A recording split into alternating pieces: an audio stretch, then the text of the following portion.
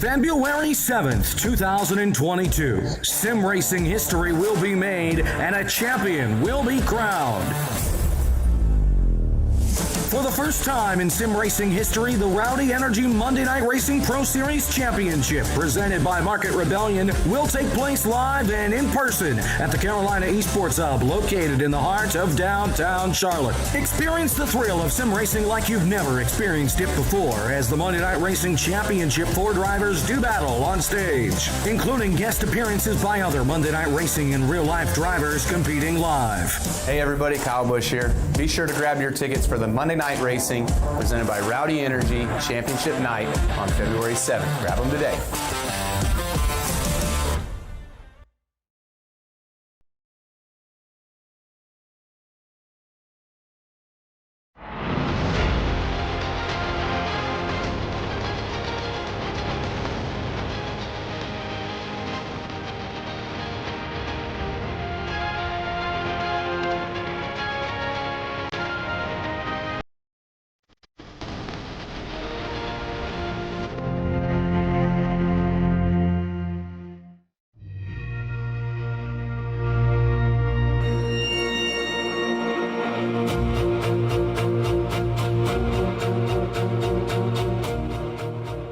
Good evening, race fans, and welcome to Podium eSports coverage of the 13th race of Season 4 of the Monday Night Racing Pro Series presented by Rowdy Energy, and the second and final race of the round of 7 in the playoffs. The Keller Williams 120 live from iRacing's virtual Nashville Superspeedway in Lebanon, Tennessee.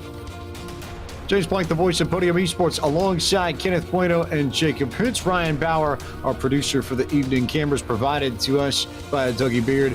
And gentlemen, it is one question and one question only. Who joins Colin Fern into the Rowdy Energy Monday Night Racing Pro Series Championship presented by Market Rebellion next Monday night at the Carolina eSports Hub? Yeah, that's going to be the question that'll be answered over the course of 120 laps. And this is a big difference because given the fact that we had a wild race at Iowa last week, this is the only shot for the drivers below the cut line, for the drivers over the cut line, to make their case known and to solidify those final 3 spots. We had one driver get in, Colin Fern, so he's got no worries. He's got an extra week to prepare for next week's finale. But for everybody else, this is their final shot. And with this track being a returning race from last season, it means it's going to be a lot of fun in different conditions. Colin Fern's the only one that's guaranteed into the championship for next week. Everybody else either going to win their way in or point their way in. We're guaranteed at least 2 drivers that will point their way in next week. But it should also be noted, Jacob, that this is a different time of day, or night, I suppose in this case, and slightly different setup from what we ran here in Season 3. So the degree to which those drivers were running off of the right rear on corner exit, you're not going to see that. This is a tighter setup. This is a different setup. It should make for a different race than what we had back in Season 3. And there were some drivers that were voicing their opinions about that they thought maybe the older setup would provide better racing. There's only one way to find out, and that's basically we'll have an answer for you by the end of the race tonight. One thing to note about Colin Fern, not only is he locked in, he can control his destiny next week and kind of pull some magic behind the scenes and determine who he races for a championship against. Let's say you've got a guy like Ryan Vargas who's on the outside looking in right now. If he's leading, Colin Fern's in second. Vargas has to win to get in. Fern passes Vargas. Vargas is out. That means that Fern doesn't have to face Vargas next week in the championship race. It could come down to something like that. We're just going to have to wait and see. It's a valid point that you make as we turn our attention to the point standings. There's Fern with his 1 win. He's racing for a title next Monday night live at the Carolina eSports Hub. You can head to mnr-finale.eventbrite.com to get your tickets to see it all in person. David Schildhouse, Will Rogers, and Raja Karuth would be the other 3 drivers that get in on points if things ended now. Max Kennan, Ryan Vargas, and Adam Cabot know they have work to do, and Vargas and Cabot in particular, I think we'll keep eyeballs on. Kennan with that 5-point gap, it's a little bit easier to make that up just within the regular course of the race, but Vargas and Cabot most likely going to have to be at minimum, I would think, top 5 to have any sort of chance at making it into next week's finale. Yeah, they definitely would, but I mean, we talked about it right after the race at Iowa, was the fact that these gaps, although they kind of look a little daunting, aren't as large as we probably expected them to be, given the fact that Vargas, Cabot, and Kennan did not have the greatest races last week with the trucks, but this is definitely attainable for all 3 of them. Obviously, Kennan in the best position. He can strike towards Karuth or anybody atop of him. But for Cabot and Vargas, it's not necessarily over, so they can necessarily keep themselves up front, be consistent, and try to win this race. It's going to be a lot of fun to see how close they can get over the course of this 120-lapper from Nashville. And we've seen some of these drivers do good last season in this combo, so we'll see how they fare today. Lots of folks who need a big win. Meanwhile, Jacob Hitz, we're about 30 minutes outside of downtown Nashville, Broadway, the Cumberland River, and all on this track, which is built like a 1.5 miles, but it's not actually 1.5 miles, so it races a little bit differently than some of the other intermediates you see on iRacing. It's like a short track, 1.5 mile cookie cutter hybrid here at Nashville Superspeedway. It's not quite the Nashville Fairgrounds. It's not quite Dover, which is 1 mile long. It's not quite Kansas either. It's somewhere in the middle between those 3, and that's where we get Nashville Superspeedway. Of course, it opened on the same year I was born, 2001. The surface is concrete, so it runs different. It's a little more similar to Dover, which is another concrete canyon. Just 1.3 miles here at the Nashville Superspeedway. Banking 14 degrees in the corners, 7 degrees on the front straightaway. Since we do have a tri-oval, just 3 degrees, relatively flat on the back straightaway. Relatively flat indeed. As we turn our attention to tonight's race analysis, we'll go for 120 laps, 160 miles, just under 260 kilometers on this 1.3 mile tri-oval. 1 fast repair available to these drivers and a fixed setup. 75% max fuel tanks, 3 green-white checker attempts. You will have to pit at least once, potentially twice, depending on how things shake out. But lots of strategy, lots of racing, different setup. Twilight will fade into evening here, just outside of the Music City, and at the end of it all, we'll know the 4 drivers who will be competing for the Season 4 Monday Night Racing, presented by Rowdy Energy Pro Series Championship. Kenneth, do you need any more on the line than that, or is that enough for you? Are you okay with that much?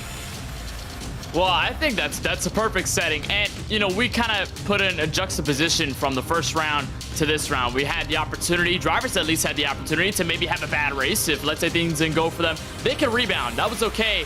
But this round is all different. You take one race away, and it completely changes the whole dynamic of the round, because like we saw last week, if drivers struggled at Iowa, guess what? They're going to have to do well at this combo. And if they don't like this combo, good luck. Put in the practice, put in the time, and this is the place you're going to have to do it. So I think in case of what's on the line, what's at stake, especially for the championship next week, it's going to be in person at the Carolina eSports Hub. You do not want to do anything else but perform at your very best tonight from Nashville. I also think, and Jacob, I want to come back to the point that you made just a few moments ago. Colin Ferd has the ability to race forward to control who he may face in the championship for. He also has the ability to drop back. Let's say somebody like a Max Kennan, for example, needs 5 points, and maybe it would be better for Colin Ferd to drop back to make sure that the gap between Kennan and another driver holds on and doesn't allow Kennan to jump in. Could see that happen just as well. So there are a lot of cards, I think, in Colin Fern's hand that he can play, some of which we might not necessarily know about just yet. We'll just have to see them develop over the course of this Keller Williams 120. And some of it, we don't know. Colin Fern may just not care who he's going to race against next week and say, I think I'm going to be the best no matter who makes it in the Final Four, and just kind of take it in tongue-in-cheek and go into next week thinking he's got the best chance to win it all. We could also see something where he knows he can kind of pull the strings a little bit and maneuver this in the way he wants to maneuver it, so he knows exactly who he wants to race against next week, and he's going to do everything in his power to get them in those final 3 spots. It's a dangerous game. You and I may or may not love a certain baseball team that had the opportunity to control its own destiny in 2011 and elected not to, and it ended up biting them in the end. And I wonder whether or not we could see that case play out or not play out tonight. It very much depends. There are a lot of variables in play that we probably won't know for certain until the end of next week's finale, in all honesty. So one more look here at the point standings coming into tonight. Kennan is 5 back, Vargas is 14 back, Cabot is 16 back. Those are the numbers you need to remember behind Raja Karuth in particular on 833 points. Well, Rogers incidentally 5 points to the good of Karuth, as is David Schildhaus. So pretty tight there. It's in theory, you go to Schildhaus and Rogers, and instead of 5, 14, and 16, it's what, 10, 19, and 21, I think, if my math is right, Kenneth. I'm not a mathlete, but that's my best guess. Well, neither am I. So I think we'll be stuck on that one until we find out what happens do the for the word rest thing. of this race. The word thing's better. Yes, the wordles that happen on Twitter. But nonetheless, I mean, this point situation is really interesting just because of the fact that it is not too large so that it's out of reach for, let's say, Vargas or Cabot, but it's also big enough to the point where they have to perform. It's not like they can relax, kind of take things easy. They have to really be up there, but they don't necessarily need to really be up there, if you catch my drift. It doesn't necessarily need to be a crazy effort, but it still needs to be one that is valid and does take the attention away from all the others. And we've talked about some drivers in this playoff grid, most notably Raja Karuth, who has had his back against the wall the entire playoffs, it seemed like. Now he's got his back away from the wall. He's got an opportunity to keep an advantage tonight. So how does he change that in the course of the point standings, only being 5 away from Kennan? We'll just have to find out in that case.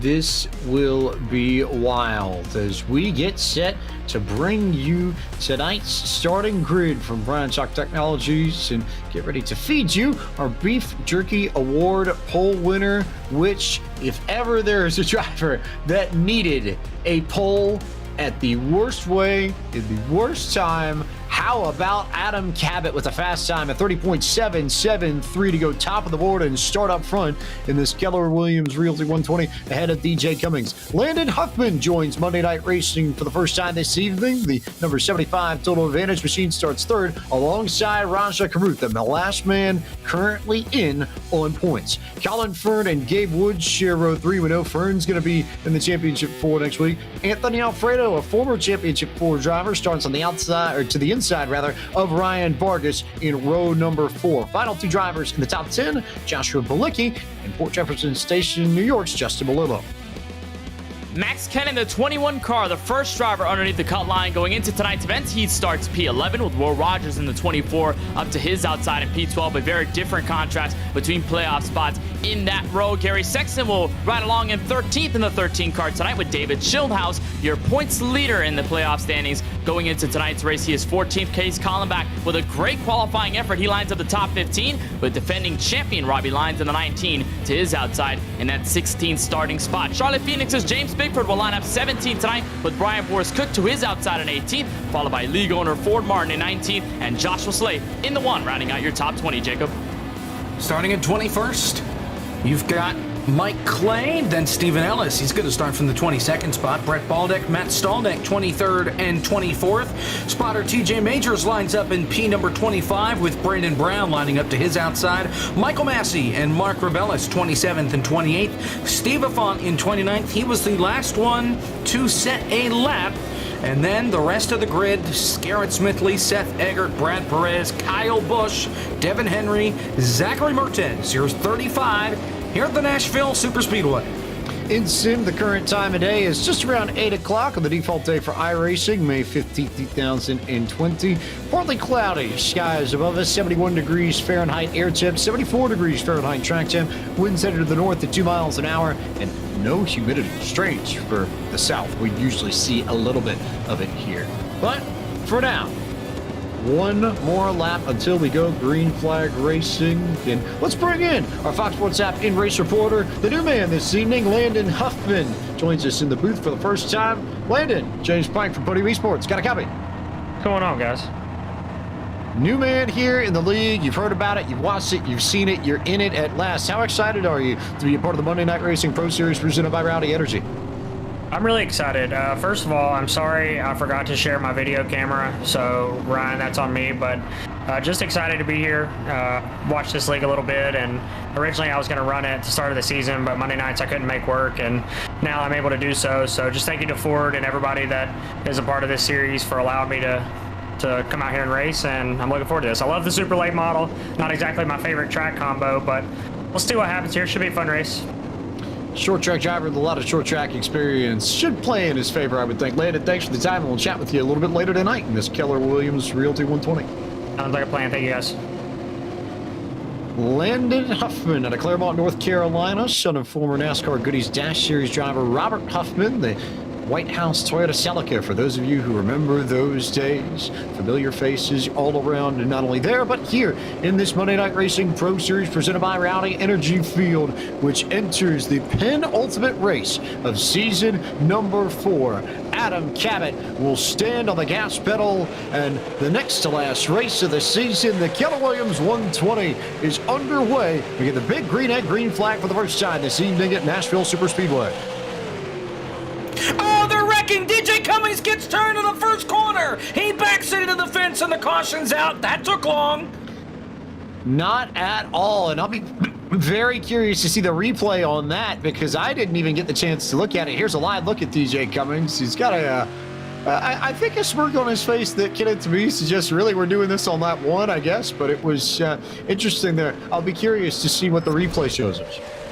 We're gonna take a look at it, and here on the opening jump, that 10 gets a great start off the blocks, but it's the entrance of turn 1. Thought he cleared the 17, officially going into the first 2 corners, but did not see that the 17 had his nose in there, tried to clear officially, then got the front end of the 17 on his rear bumper. You'll see here as he dives for the first corner. Slam right there. 10 goes around, backs under the outside wall. That is not the run that DJ Cummings would have liked to have, especially after the top 3 effort last week at Iowa, but that does put playoff driver Adam Cabot back into the race lead, and we're under caution for the first time tonight. I wonder how race control is going to go on that. My initial hunch is that we may not see anything. We'll wait, obviously, for the final word from race control on that one. But to me, that looked like 2 drivers just going for the same real estate on the racetrack, Jacob. It's one of those tough calls where you're going down in the corner. It's the first lap. You kind of expect one driver to give, and the other driver's thinking the same exact thing, and you don't really expect, you got a good restart on the outside, but I don't think Adam Cabot expected DJ Cummings to come down the racetrack that quick. He was clear for half a second, but by the time they got to the corner, Cabot was back on his inside and there was contact. So DJ Cummings, I don't think he got a ton of damage. It looked like he got the car relatively slowed down before he hit the outside wall. So we'll see what damage he can fix on that thing. And a tough break, him starting up at the front, he's going to be back in the mess here for the next little while. Going to have to deal with a lot of lap traffic as well, or rather just traffic period. I keep forgetting that we don't really have any lap traffic yet, since we didn't even get the chance to complete a lap under green flag racing. But most important thing maybe to take away from this incident, given who was involved, I don't see any damage to the right front of Adam Cabot's car. And remember, Cabot comes into tonight in a pretty significant hole, 16 points back of Raja Caruth, final man in the playoffs. Right now, he wins this. Raja's out of the final 4. Yeah, that's going to be quick there for the 17, and it doesn't help that Caruth, especially with that caution, he moved up, so now he's 3rd on the racetrack at the moment when we're going to go back green, which should be presumably soon here in about 1 or 2 laps time is what will set the field once again. But Cabot, I think, definitely dodged a bullet right there with DJ. You see there, no damage to the right front of his super late model Chevrolet Camaro, so he's okay. That could have been disastrous very quick. Luckily, he'll still keep on. Could have been really bad. Let's go to pit road for the first time. Taylor Burris, what do you have for us? Wanted to talk briefly about Adam Cabot. He talked to him along with his spotter, who is going to be Final Four competitor Bailey Turner. He will be helping him tonight. They are focused on trying to make big decisions, big plays in order to try to get them into the Final Four. They're going to try to take care of their equipment early on, even though they had that small incident with DJ Cummings momentarily. They are going to get it back out there and try and get this win to guarantee their spot. Another driver who is going to be focused on just a win only, none other than Ryan Vargas. He is going to be out there and being aggressive to take on this chance to move on to the Final Four. Keep an eye on him as he is going to be a man on a mission here tonight. Vargas 14 points back of Rajah Caruth, so he would need to win, given that Caruth currently runs in the 3rd position, as lights are still on the pace car in this Keller Williams 120, but we expect lights to go off once they cross the stripe. Should get the green flag next time by from Nashville, and right on cue, wave around there for James Pickford, and everybody else gets lined up double file for the restart that will come on lap number 6 of 120. So plenty of racing to go in tonight's Monday Night Racing Pro Series presented by Rowdy Energy. Keller Williams 120. If you're just joining us, James Pike, Kenneth Bueno, Jacob Hitz, Ryan Bauer, our producer, and Brandon Brown out of Geraldstown, West Virginia. Just getting the head and the neck loose a little bit, getting ready to go. It's almost like you're getting a full restart here, Kenneth, just because we didn't get the chance to really race all that much. Yeah, I think you ought to treat this like the opening start again, just because it was lap 1, turn 1. You didn't even really get a feel for your race car in race conditions. So at this point, treat it like the start of the race. Don't treat it like a lap 1 caution and a restart. Just treat this like you were all clean, everybody was good, and we're going to double them up once again. Here's a look from Devin Henry a little bit further back. Unveiled a very beautiful Ford Mustang with the Cobra logo on the front end. The PSBN 77 machine ready to go back green, but James Pike up at the front. 1775 ready to bring us back in this Keller Williams 120. Cabot, the playoff contender, trying to walk off win. Huffman, the new driver in tonight's race for Monday Night Racing. Cabot back on the gas, and the green flag out once again from Nashville.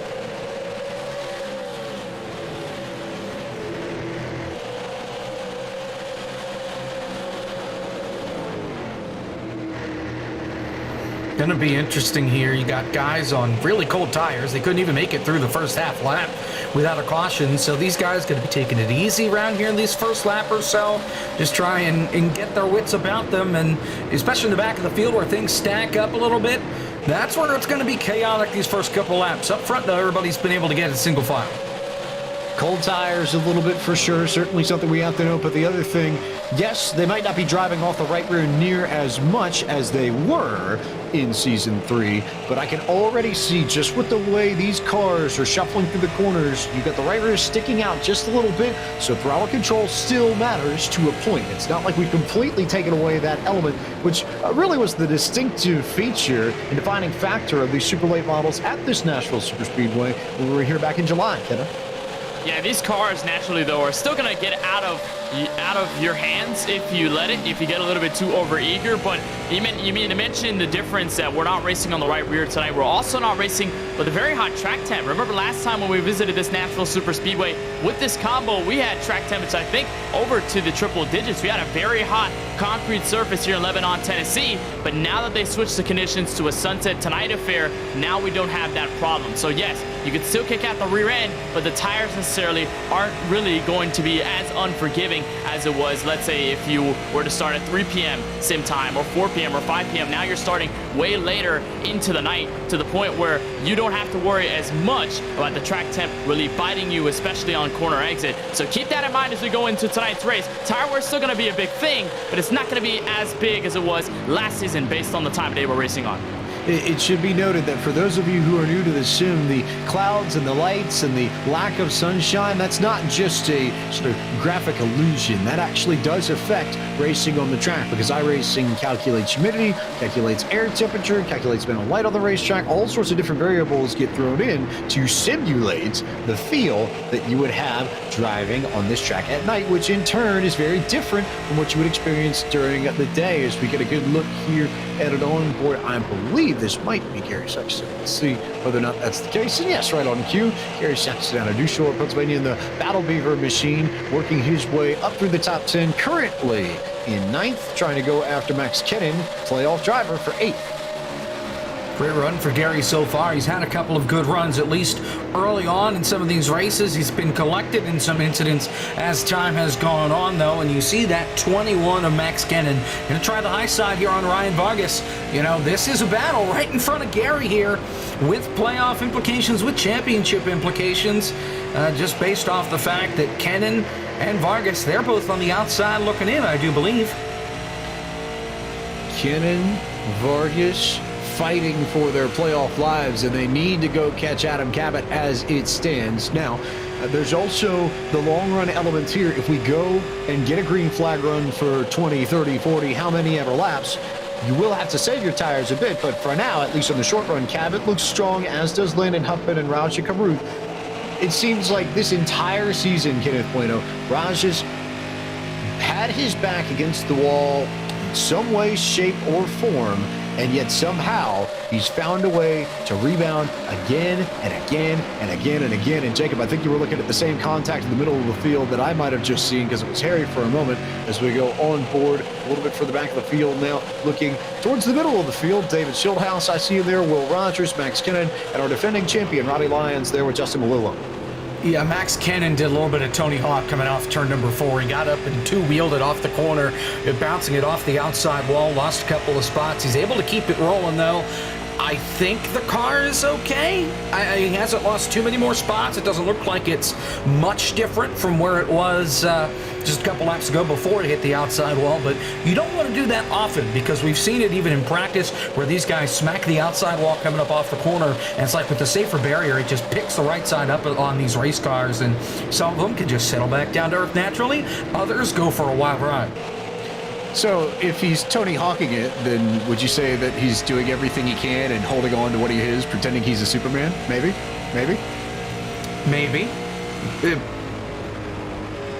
The musical references don't die at Podium eSports, just for the record. I wanted to make sure that we got that set. Kenneth, I think, got it. We'll see how many people from pre-2000 might have picked up on that one, too, as Justin Malillo doesn't exactly look happy behind the wheel of his Traction.tg machine. He's up, well, rather down.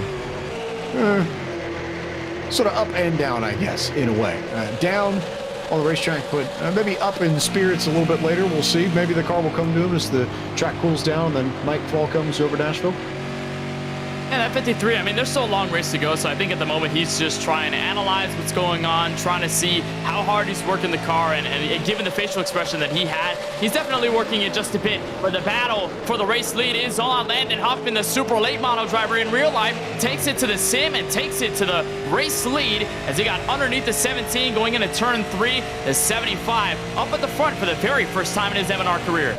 He made the note that it's not necessarily his length of racetrack. He is more of a short track racer within the sim, but it should be noted that the super late model is the bread and butter of his program at Total Advantage. That and the late model, it's where his background is both in real life and in the sim, and as far as the car is concerned, there are a few drivers better suited to make an immediate impact than Landon Huffman in a super late model. That's exactly what we are seeing in this Keller Williams 120. Look off the back of the Claremont, North Carolina natives machine, and Cabot is just fading ever so slightly, but not by much. And Raja Karuth, I think, is just sort of watching this. I don't think he's really trying to push the issue all that much. He's just learning, listening, seeing what these two do as they fight each other, as Cabot will go back to the inside for the race lead. Here's Anthony Alfredo, who's in 4th, just behind Karuth and behind this view for the P1 spot. But I have a hunch we may see more from Raja later. That's generally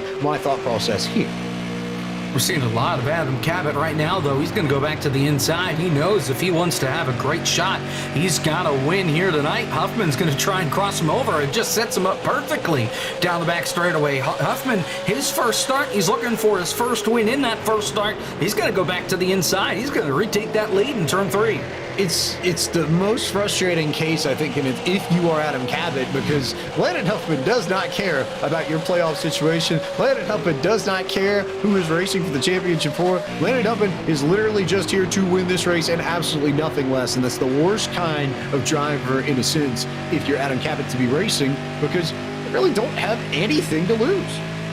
He doesn't, but in the case of Adam Cabot, he can't let that get to his head, right? He can't think so much about Huffman to the point where he starts to lose out on his race car by himself and then start to lose out on the battle for what may be for P2 if Rajah Caruth can catch up to him. So if I'm the 17 right now, I play it patient. I say, okay, I've raced this guy a little bit. Already it's been rather competitive. I know I want the lead, but I don't want to push it too hard. I don't want to overwhelm my race car to the point where I end up putting myself in a compromising situation and literally open the door for Caruth to take over P2 and to continue his gap into the point standings. And to note about the 17 and the 44, last season when we raced this combo as Cabot almost gets to the 75 coming off of turn 4, these two, the 17 and the 44, Caruth and Cabot, performed well. The 17 of Cabot finished inside the top 5. Caruth finished just outside of the top 5 in P7. So these two definitely know what it's like in this combo to do well. At 17 and the 44, though, definitely putting it all on the line as the 17 continues to stay to the inside. They have not let up an inch. And Rajah Caruth not only has clawed back this gap, but he's bringing everyone else with him. Alfredo is there. Vargas is there. Belicki is there. You can go all the way back to Justin Malillo in 12th, and they are literally all nose to tail in this Keller Williams Realty 120 as Cabot goes to the inside again into turn 1. Huffman's hanging around up on that high side. It may not be the best for his tires, but right now he's doing everything in his power. He does not want to give up the lead. I don't think he really cares that Cabot's in a championship position right now. He wants this race lead and he wants this win. And I noticed a couple laps ago too, is a big stack up Alfredo on back. Rajah Caruth and Anthony Alfredo for like the 90th time this year. They almost got into a wreck. Getting down into turn number 1, Alfredo went to send it. He had to back out of it because he expected Rajah to send it in a little bit and it didn't quite happen. Now he's going to go to the inside, and we're going to be double wide for first and double wide for third as they hit the backstretch. Look at this. The two rivals who have gotten into it all season long together again, and it's Caruth that has everything on the line this time. So I wonder how they're going to race against one another. I wonder what kind of information is going into the driver's ears from their crews and how they're being told to handle this situation, especially in Rajah's case, because you can't forget there's Ryan Vargas right to his inside as Vargas tried to stick it down there and I think might have been able to keep it underneath Caruth just enough to make a battle out of it. Not quite though, couldn't carry the momentum off of turn 2, but Vargas is another one of those drivers that probably needs to win as he gets set up the racetrack by, I think, Josh Belicki. It was indeed. The Wisconsin native gets into Ryan Vargas, sends him back. Composure, though, from the California native. Silence on his face. A little bit of a, okay, all right, we'll be all right. We'll be all right. Could be a lot worse. He's back a few spots, back to 10th after running in 4th, but there's still plenty of time for him to charge back up in the field. Yeah, Vargas, you could tell he was a little frustrated there with the move out of Josh Belicki, and he had a cover off for just a bit before that 77, or at least the 54, got to the 6 car to make that move because the 50 of Gabe Wood, the JD Motor Esports teammate to Ryan Vargas, was hovering around the top 5. And look at this, though, for the race lead. Alfredo takes it 3 wide, is going to duck out, knows there's no space that he can make between himself and the other 2 up top. Could have been a little hairy there for the 23, but nonetheless, we're still side by side for lead. But I was about to mention Gabe Wood was playing heavy defense here on Belicki and the rest of the camp, but as soon as Belicki got to the rear bumper, the 6 dove it a little bit too deep into turn 1, and now Vargas is going to have to really suffer the consequences here as he's just inside the top 10, trying to get back into it. He's got Gary Sexton and a couple others in his tracks. Anthony Alfredo looking for an opportunity, and again, last time they took it 3 wide, and I guess maybe trouble. take that. Belicki around. That's going to collect Sexton. He's going to spin it right in front of Vargas. Will Rogers was the one that got into the back of him. Vargas is drifting it down through the grass. I think the damage is okay on that number 6 Swan Energy car. But man, oh man, more contact. Calamity Corner, turn 1 once again.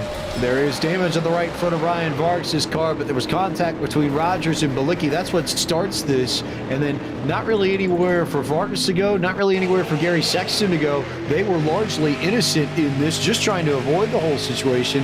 And Sexton tried to get down to the bottom to stay away from it all, but was just a little bit too late on the brakes. And just actually, no, he got help from Vargas. That's why he went around. So minimal damage to his rear end, maybe a little bit there on the left rear. But Vargas, I think, actually is the one who comes off the worst out of those two outside of Bilicki and Rogers. And you don't see it here with the 6. It kind of reminded me of that opening lap incident, James, where somebody dies a little bit, maybe the other driver doesn't think they're clear, and just they collect together at the worst possible time going into the corner. There's on board of Vargas. He gets into sort of a bumper car effect there with the 13 of Sexton trying to make sure his car is up to snuff and okay, and he doesn't go around. Luckily for the 6, I think he's got minimal damage, so he can continue on without having to burn the fast repair. But my biggest concern here, James, is the 24 of Rogers. Remember, going into this race, he is not necessarily safe. He's kind of good on points. He's got an advantage, but it's not as big as he would have wanted coming out of Iowa. So with some significant damage on the front end after the hit to Bilicki's car, and that is really going to soil his night for a bit,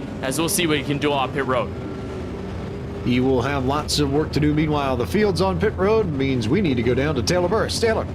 Landon Huffman along with Adam Cabot have made it to their pit boxes as the field goes around to get those tires repaired. We've seen some very fast pit stops in the Road to Glory race. It all depends on how much fuel, and meanwhile here they come. David Shieldhouse will win the race off a pit road with a 12.8 stop, followed by Gary Sexton moving up to second. Robbie Lyons will come home in third, and then Landon Huffman and Adam Cabot, your top 5. One thing we got to talk about as well with the JD Motorsports group is Gabe Wood is definitely going to be one to help his teammate of Ryan Vargas. Those two are going to try to work together in order to help guarantee a shot for Ryan Vargas to move it. It's going to be a little bit of a difficult climb for him, but he will be fighting for his teammate to get into that Final 4. So, teamwork potentially between the JD Motor Esports drivers. Meanwhile, we remind you that tonight's broadcast, the Monday Night Racing Pro Series, is brought to you by our friends at Rowdy Energy. Two-time NASCAR Cup Series champion Kyle Busch and beverage entrepreneur Jeff Church have collaborated to develop Rowdy Energy. The proprietary enhanced energy formula consisting of time-release caffeine, sugar reduction ingredients, amazing taste, and hydration levels above leading sports drinks, Rowdy Energy is a cleaner, smarter energy drink. You can visit rowdyenergy.com to place your order today. So David Shieldhouse to the front. Lights still on the pace car in this Keller Williams 120, so we'll at least have another lap under yellow before we go green flag racing. And then back to it with Shieldhouse and Sexton, who also had a good pit stop and doesn't really have a lot of damage from what I can tell. Maybe a little bit there on the left front of his machine, but that's a car that, especially with these new super late models that were introduced within the last year into the sim, they're a little bit more forgiving than their older counterparts, and with a lot more composite body panels, you can get away with beating and banging a little bit more. Certainly helps that you can beat and bang a little bit more in these things, but I don't think you want to build tanks necessarily on this sim, because then these guys are going to really be using each other up. I think right now we've kind of got a good spot with these things where they're not completely fragile and you breathe on them the wrong way or look at them the wrong way and it falls apart, but you can't also just slam into the wall and it's going to be perfectly fine either. You're going to feel the damage on it. But I think this is a good balance, and we'll have to see how much it affects these guys. I know the damage that we saw on Vargas, it looks like it's all but fixed on that car, so maybe he'll be okay and he'll be able to hang around toward the front. He's not going to take his chances on losing the track position. I think that's the big thing to note with Vargas, is that he wants to be up there near the front. And if he gets thrown into an incident because he's up there, so be it. But again, he's got to find a way to make it towards the front and close down that 14-point gap to Rajah Caruth. The problem? Rajah Caruth's 2 spots ahead of Ryan Vargas, not behind. Same issue for Adam Cabot as well now, who falls out of that guaranteed spot into the championship 4, just with the way things have cycled. Not to say that he can't race back up there, but Raja Caruth, as it stands, last driver in.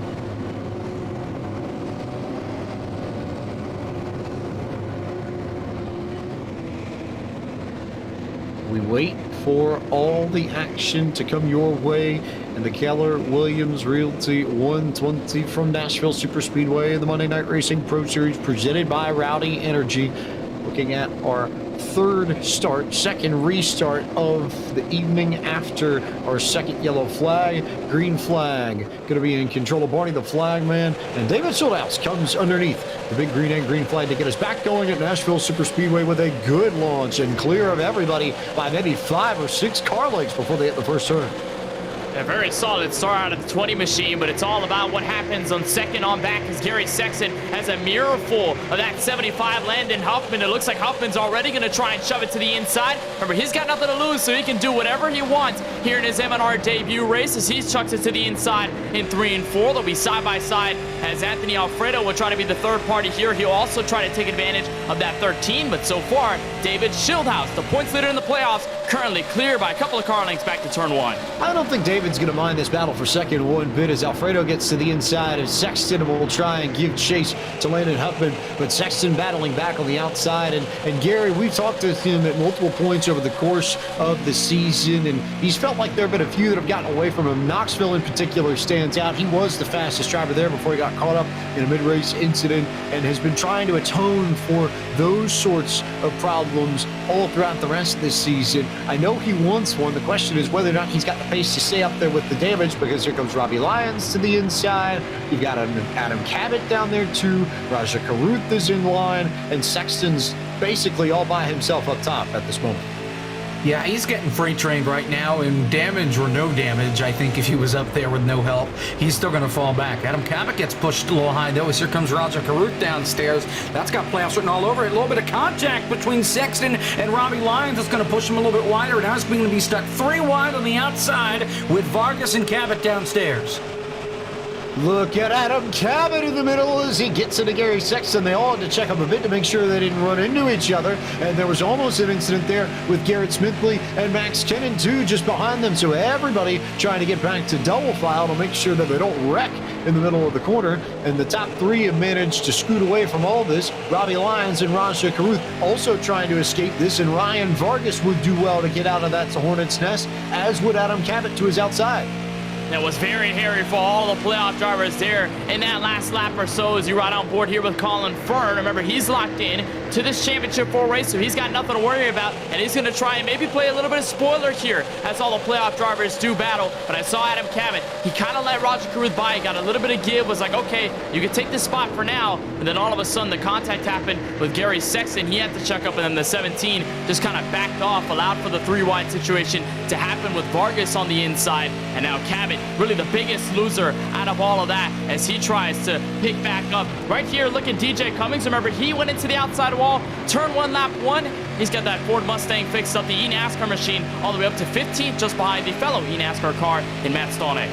Crypto Autosport teammates there running nose to tail in the middle of the pack as they continue to charge through the field and try and find some room here just at the back of this group as Vargas is going to get clear of Robbie Lyons. There's Adam Cabot looking to the inside, and all of them trying to keep Raja Caruth just ahead of them. Vargas and Cabot must beat Caruth if they want any shot of advancing to the Final 4 at the Carolina Esports Hub next Monday night. Yeah, they got to get by, and I heard Raja come over the radio and thank Robbie Lyons. He kind of made things a little bit easy for Raja to get by. I think he's going to do the same for the rest of these playoff guys. He does not want to be too much of a factor here, I don't think, in determining this Final 4. He wants them to have at it, and Robbie, former champion, he doesn't want anything to do with it. I think he knows that if he was in the exact same spot as these guys, he would expect the same out of them. David Schildhouse, Landon Huffman still in front. Huffman beginning to reel him in just a bit, though. He was faster by a few hundredths of a second the last time by. Anthony Alfredo, too, quicker. And Raja Caruth may still be holding back a bit, but now I'm beginning to wonder whether or not he might just not quite be on the same plane of pace as some of the leaders. He was a 10th off of everybody else, and now it starts to normalize as Schildhouse was actually the slowest of the bunch that last time by. Now Shieldhouse is starting to lose out because Landon Huffman, Anthony Alfredo, they're reeling in very quickly. And if you're Shieldhouse, of course, I don't think you really want to put up a fight with two non-playoff competitors not running for the championship. So we'll see indeed how the 20 handles this situation, as once again, he's about another 10 slower than Huffman and company behind him. But then you continue to watch everybody about, I'd say, fourth on back, where that whole Hornet's Nest is, where Max Kennan is. You ride on board with his Chevrolet SS, as we would call it, in the midst of all the Camaros that are around him, the Supras and all that. He's currently riding in 11th. And remember, we talked about sort of the essence of playoff racing. You have to watch others, and you have to pay attention to others, where they are on the track. Kennan quite possibly in the worst situation out of them all, because he sees all of them up front, and he's like, okay, here's where they are. If they keep performing like this, there is no chance I am getting over that cut line unless something happens to them or unless I pick up the pace very quickly. There's still a long way to do so, but that 21 needs to start thinking about that rather sooner than later. The one to watch at this point, though granted he still has his faster pair and he very clearly is waiting on him, is Will Rogers, who's way back in 31st. Might be worth just getting a camera on Rogers for a split second after we get a good look at Ford Martin's on board here. But just to show you where Will Rogers is, he's here on the back straightaway. Your leaders are coming off of turn 4. There are wave arounds available to these drivers, so there is time. But Rogers is banking on saving his faster pair, waiting for a late opportunity to charge, and coming up through the field at the very end of this race to secure his spot in the championship 4 and try and go after his second Monday Night Racing title in the last 3 seasons. I believe the smart strategy call, all things considered. Meanwhile, another look at Gary Sexton, who just has not left the center of the action pretty much. Best battle on track over the last 20 laps. He's been the one right in the thick of it as we are now working lap 45 of 120. Yeah, we're reeling in that halfway point as, man, Robbie Lyons is just falling backward on that outside line. Matt Stallnecht is down there as we've got a battle for the lead. DJ Cummins looking down there. Landon Huffman has finally reeled in David Schildhouse, and he blows right by him like he's standing still. Landon Huffman back out in front. I'm not too surprised with this just because, you know, David Schildhouse, when he was, before that caution flag, he was in the back half of the top 10, was not the quickest car on the racetrack. I don't think he's been the quickest car all night. The only thing I think that helped him here on this green flag run was the clean air that he had. He didn't have to race anybody, really. I think that helped. Maybe he's pushed the tires a little bit too much compared to those that are behind him, and might see him start to slip more and more as time goes on. Just have to see. If you could expect one driver in this race to be conservative, I think Schildhouse is probably the most likely candidate, given that he has more points than anybody else in this playoff hunt outside of Will Rogers, who came into tonight tied on points with David. But if there's one driver who is in a position to get a top 5 and almost certainly go into the championship 4 as a result, Schildhouse is one of those drivers. Rogers is the other. This would mathematically secure him a place in the championship 4 as it stands. He finishes in the top 4. He's going to the Carolina eSports Hub next week no matter what. Same for Rogers as well, incidentally. But I wouldn't expect craziness out of David Schildhouse tonight. I would expect consistency, speed. I'd expect, honestly, a lot like his favorite driver of the last 20 years, Matt Kenseth. Yeah, stay very composed, stay calm, and really control your own destiny. You can't necessarily go haymakers out there. You can't go swinging out of the fences. You just got to hold your own and keep yourself okay and understand where you are in the grand scheme of things. And that's what's going to allow Schildhouse to kind of have the advantage over a lot of the other playoff drivers, because while many, especially in the case of Carruth, Kennan, Vargas, and Cabot, they have to kind of pick their pace up. They kind of have to be in a place where they're forcing their hand out. That number 20 is just staying there, sitting in his chair rather comfortably while just watching the mayhem happen around him, and just has to keep his own. As the 44 Carruth has dug the nose to the inside, he's now going to try to find in what's going to be P3 on the racetrack. Last time by, a couple laps back, actually Carruth and Schildhouse were rather even on their lap time, and as Schildhouse falls back to the 44, here comes the Swan Security Camaro of Ryan Vargas. Adam Cabot looking for potential 3 wide into turn 1, going to back out, but that 20 starting to fall back amidst all of the playoff drivers trying to get above the cut line. I think Raja Caruth will see the two drivers behind him and think, I would rather be ahead of that battle than behind it, because who knows what happens if you get stuck in its wake. So Raja may pick up the pace here just a bit.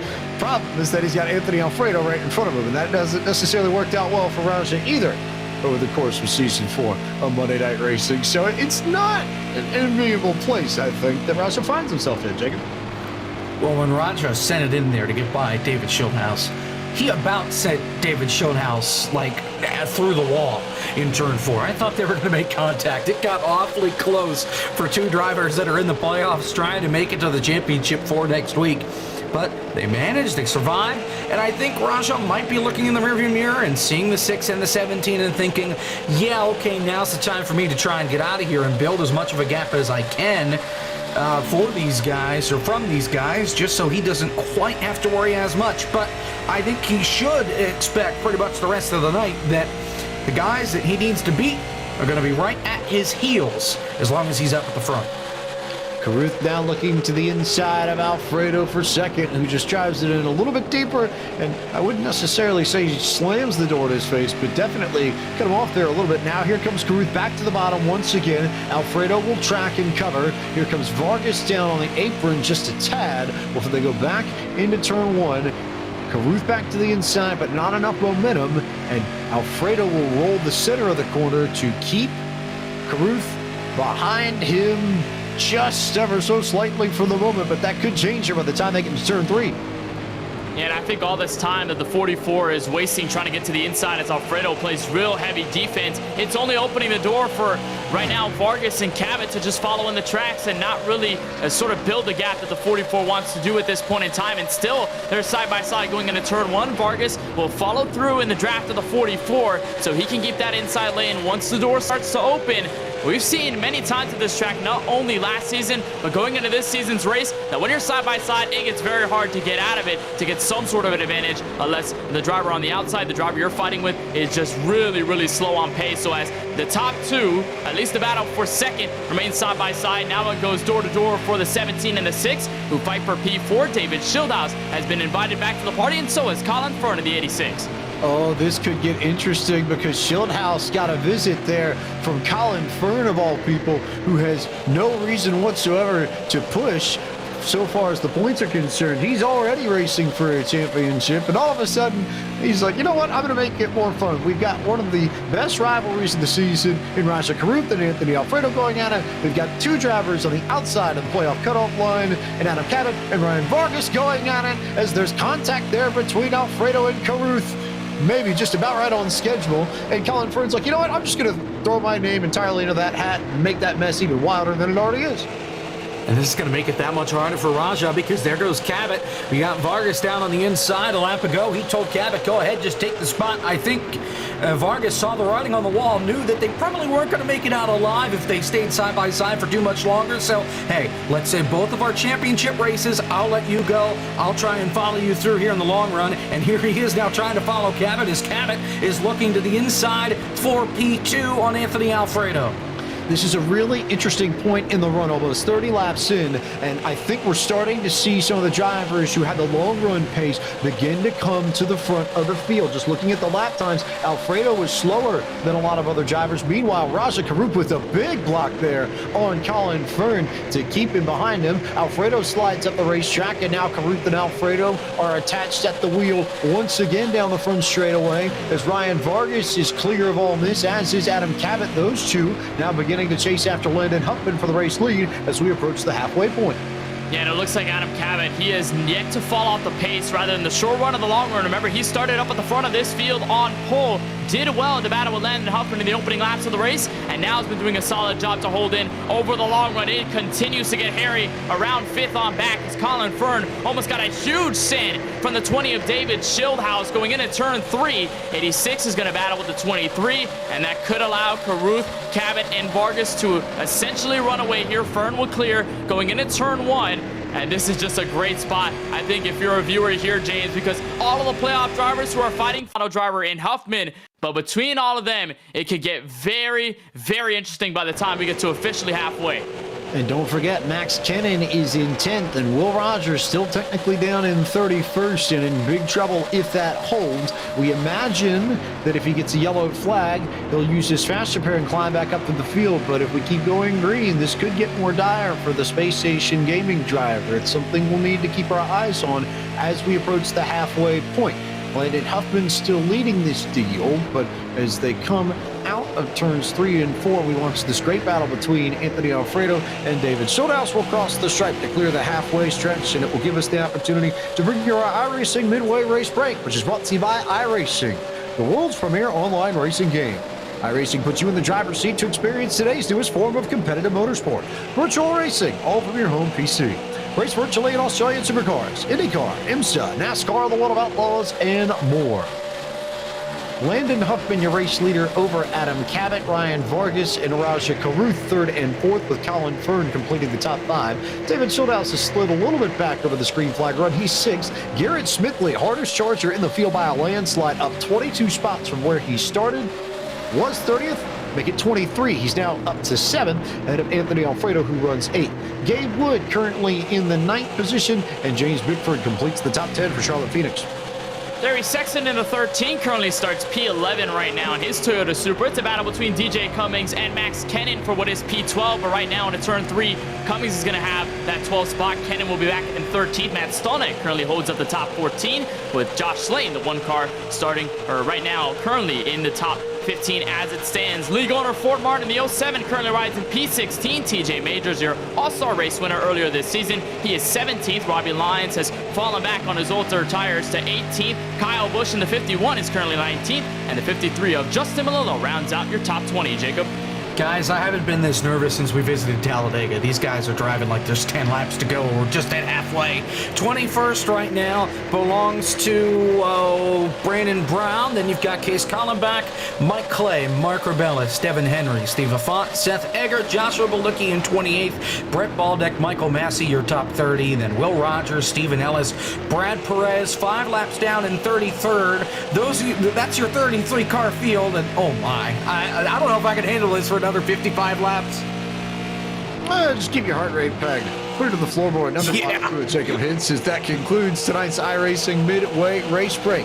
With over 170,000 drivers on the service and over 90 laser scan tracks and cars to choose from, iRacing is your portal to the racing world. Get on track today at iRacing.com.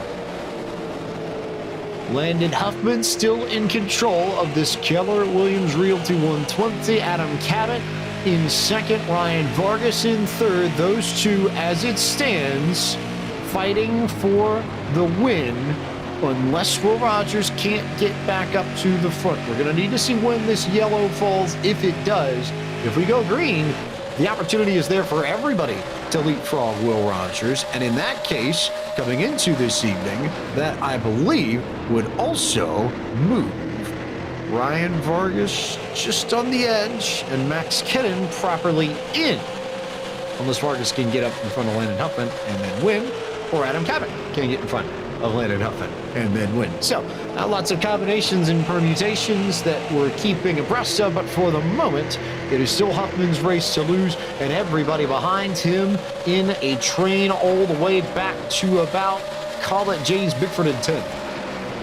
Yeah, but Huffman right now is going to have to start to worry a bit, because here comes Cabot to the inside. Remember, we saw them door-to-door for the lead in the opening laps of this Keller Williams 120. Now Cabot has found the advantage on the very bottom. Ryan Vargas giving a big shove going into turn 3. Almost saw Colin Fern become a third party there and almost gave the shove to the 6th Chevrolet Camaro. But for the 17, maintains on the quarter panel, maintains on the door of that 75. And we continue to have a battle between the non-playoff driver and all the other playoff drivers just behind. Fern is going to be the outside. Cabot's going to move down low. Almost a hit check there from the 6. And that could allow Raja Caruth, David Schildhaus to get back into this mix. Feels a little bit more like Superspeedway racing now, doesn't it? As Huffman's got it for the moment, but Cabot looking to go to the inside and potentially win his way into the championship 4. Vargas may have to do the same. Raja Caruth is there as well. He certainly would benefit from a victory late in the going of Season 4 of Monday Night Racing, as it's a very, very nice battle here going into Turn 1. Yeah. But man, he is going for everything right now. And Landon Huffman, he's not going to just pull over and let him have it here. They'll go side by side back into turn number 3. Colin Fern is still lurking around at that outside line, and Ryan Vargas is doing just about everything he needs. The only problem is that Adam Cabot is in front of him. He needs to get by that 17 if he wants to have an even better shot of moving on. Big moves here all up in front of this field as we remind you that tonight's broadcast of the Monday Night Racing Pro Series presented by Rowdy Energy is courtesy of our friends at Battle Beaver and Boosted, as you see that block all the way down to the bottom of the racetrack for Landon Huffman and Adam Cabot, as we remind you that Battle Beaver has everything you need for your next custom controller, console, or PC, scanning with options for PlayStation, Xbox, GameCube, and more. Battle Beaver has everything you need to make your system look exactly the way you want it. Head to BattleBeaverCustoms.com to pick up your next skin today. This is an insane battle for the lead. There is no other way to put it because there is so much on the line for so many drivers here outside of Colin Fern, as Anthony Alfredo is going to duck down to pit road. That's a big call on strategy. Alfredo will be the first to come in to get fresh tires. Taylor Burris, let's go down to pit road for more. Watching now, as we can see, our driver of Anthony Alfredo is going to make that hard left turn down pit road. He's going to be the first one to blink, along with a couple of other drivers who could be coming down and consider pit road here momentarily. Keeping an eye on our race leader, Adam Cabot, who is trying to see if he'll come down pit road, but we're going to see who's coming to join him. Josh Bilicki will also make the blink to come down pit road, as James Bickford is coming down as well. So a couple of cars making their way down to pit road. One thing we do got to talk about also is the car of Gabe Wood. Gabe Wood's running a very special livery, a memorial livery actually, to one of Delma Cowart, one of the most colorful independent drivers known back in the late 90s and 80s of NASCAR competition. He was well known for being one of those drivers who came in to qualify for the Daytona 500 for many years during that time period. And of course, even though he never won a race, he never lost a party. He passed away at 80 years old. That's a sharp-looking race car, no doubt about it. You think guys like Delma, guys like James Hilton, some of the names who might not necessarily have gotten the credit that they deserved for all the work that they put in, but certainly legends of the sport nonetheless, as you see this legendary battle up front. Landon Huffman trying to hold on to it. Adam Cabot needing to get the race lead. Colin Fern somehow in the middle of this just racing for fun because he knows he's running for a championship, but to him, doesn't matter. He'd rather just go out and win all of them. Yeah, it does not end at all at the front. And Colin Fern is going to take it 3 wide on the apron going into turn 1. He tried this into turn 3, backed out of it. This time a little more committed. And as Schildhouse and Vargas watch on, Fern right to the inside, almost tagged in the 75. We are still 3 abreast going into turn 3. No cause at this point. Anybody got out pit road? Vargas going to go around, shuffling into Schildhouse. We have a caution flag on the track. Vargas sideways out of turn 4. Oh, that was hard racing. That was really, really hard racing, and it was all the product of hard racing. Jacob hits down the backstretch. Absolute pure chaos. David Schildhouse had a run. He decided to try to go back to the outside. The only problem was he wasn't clear. He clipped Ryan Vargas. Vargas does an incredible job down on the apron to save the race car. Then DJ Cummings and Josh Bilicki made contact trying to avoid the sliding Vargas car. The caution was thrown as the first contact was made. They kept wrecking for quite a long time as he ran on board with DJ Cummings. This his second accident, and he just gets hit from behind by Josh Bilicki, and Josh just came off of pit road too right before that caution flag came out as Kyle Busch stops on the brakes to avoid Bilicki coming down the racetrack. And this is going to have a lot of strategy implications here for the rest of the night. As these drivers come down pit road, let's go to Taylor Burris for more.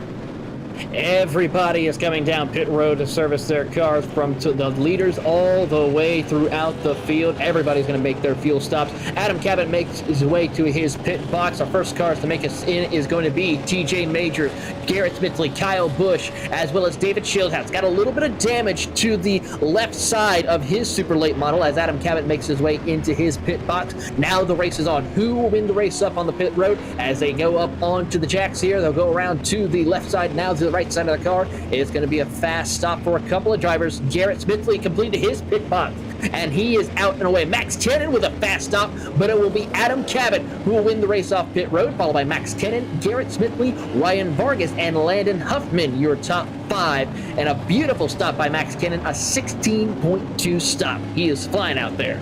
That is a mega stop from Max Kennan, who needed a big-time stop pretty badly to get himself in the mix there with Adam Cabot. We've got a lot of drivers who've stepped it up here. A lot of drivers racing for the win because the win is the only thing they know will get them to the championship four at the Carolina Esports Hub next Monday night. We'll be back with more coverage at the Keller Williams Realty 120 from iRacing's virtual Nashville Superspeedway as part of the Monday Night Racing Pro Series presented by Rowdy Energy here on Podium eSports in just a few moments.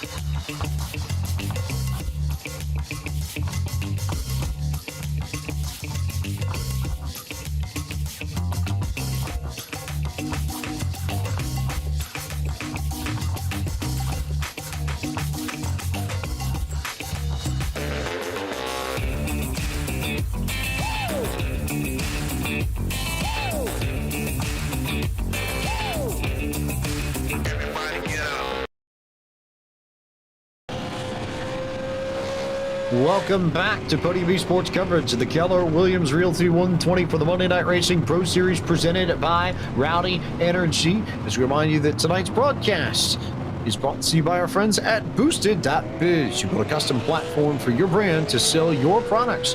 They take care of everything on the back end, so pay nothing up front and let them handle the rest. To get started with your online store, visit BOOSTED.BIZ today. We are double file for our next big green egg green flag, which will come on lap 80 of 120. So we're approaching the 40 to go mark. In the meantime, worth noting that there are 3 drivers who came down pit road and are still not on the lead lap, and one of them is playoff driver Will Rogers because he came down pit road right before the caution came out. If he had stayed out, he would be on the lead lap. As it stands, he's still 1 lap down. Last driver scored in the field in 33rd.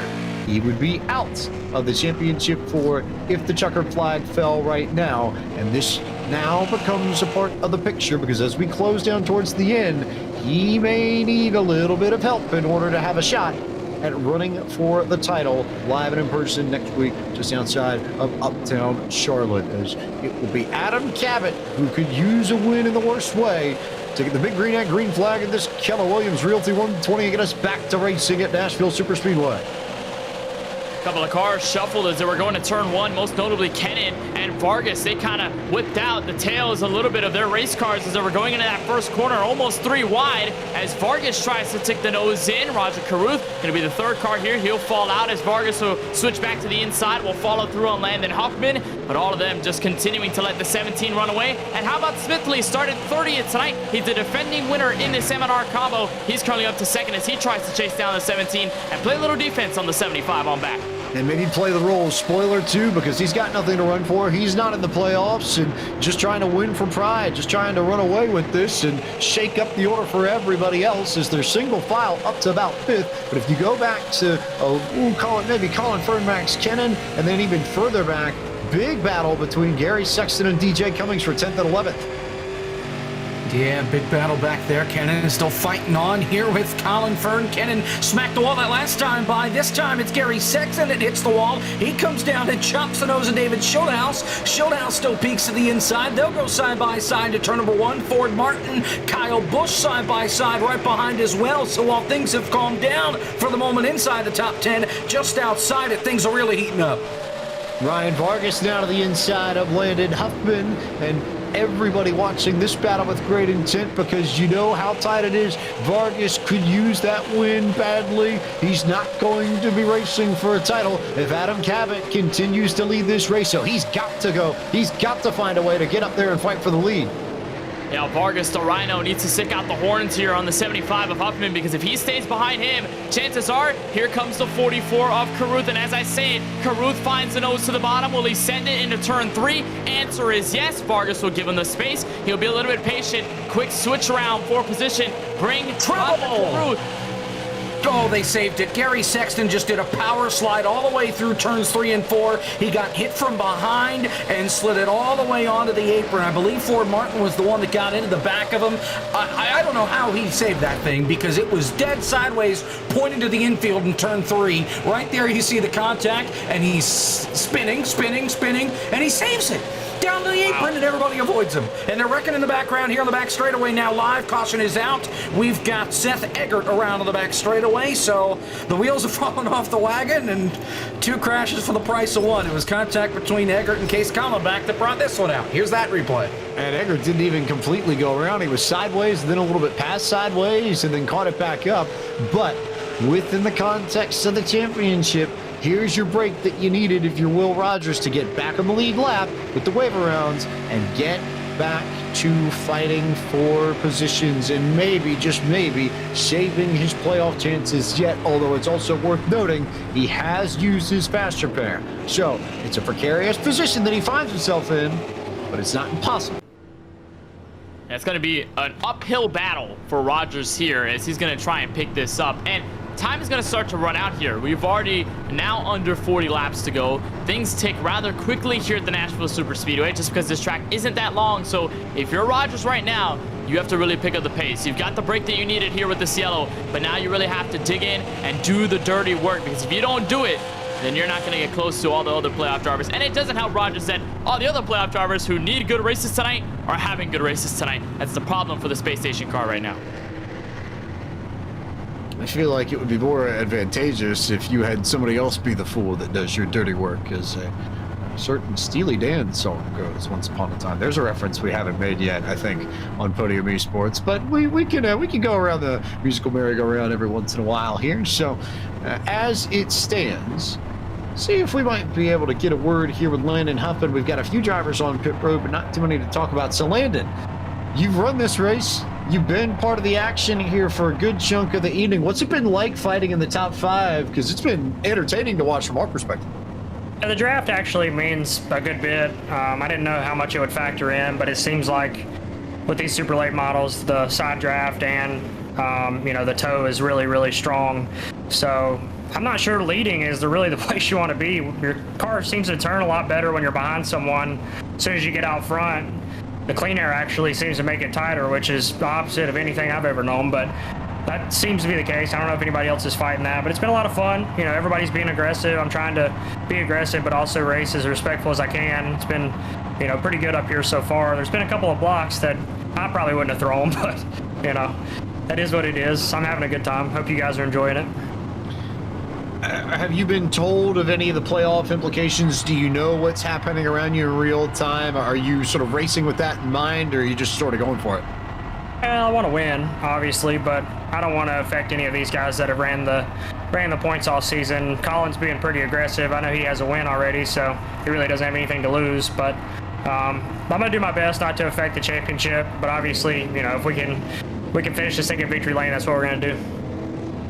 Look forward to seeing you battle for it, Landon. Thanks for the time, and we'll let you get back to it. All right, guys.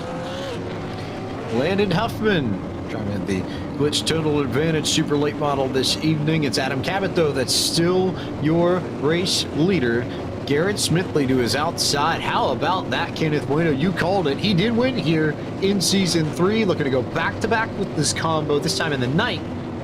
And all that pace seems like it's still there as we approach 33 laps to go. Lap 88, going to be the lap we get our restart. Cabot, the Magic Man out of Glen Gardner, New Jersey, going to be the one to get the big green egg, green flag. As the pace car pulls off, what kind of restart does Adam Cabot get? A pretty good one, solid launch there, and that's been consistent with a lot of the leaders. Landon Huffman didn't get the greatest of restarts though, so Garrett Smithley will drop down to the inside immediately, and Huffman will have to fight for third with Raja Karuth to his outside.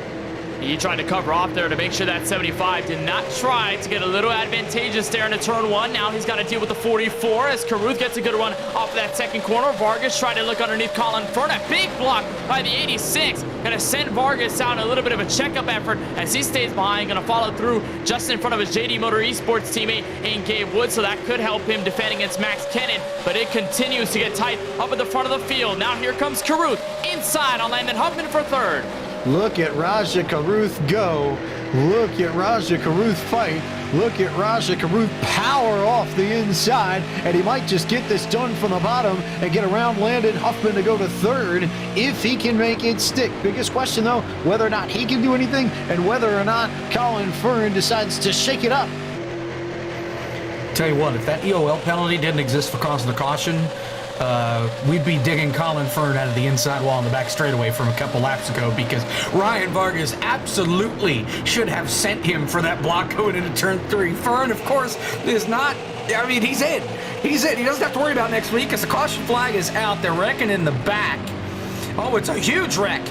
We've got Stephen Ellis involved. Will Rogers is involved. Devin Henry and Michael Massey all involved. Championship implications with that 24 Will Rogers. Will Rogers just missed this, I think. We'll see if we can get an onboard from him first, but I saw Devin Henry and Case Collenbach were two of the first ones to go around, along with Matt Stolnick. Here's the onboard from Will Rogers. You'll see Stolnick there, clip Collenbach and Henry, and then Rogers had to get on the brakes and make sure he got to the inside and then didn't get run over by a Stolnick car that was returning to the racing surface. That could have been very disastrous for Will Rogers, but he comes away without any damage, but with less time to make a move, because he's now going to be down to somewhere in the ballpark of 25 laps before we get to the finish, and he still needs somewhere in the ballpark of about 15 positions on track in order to really feel okay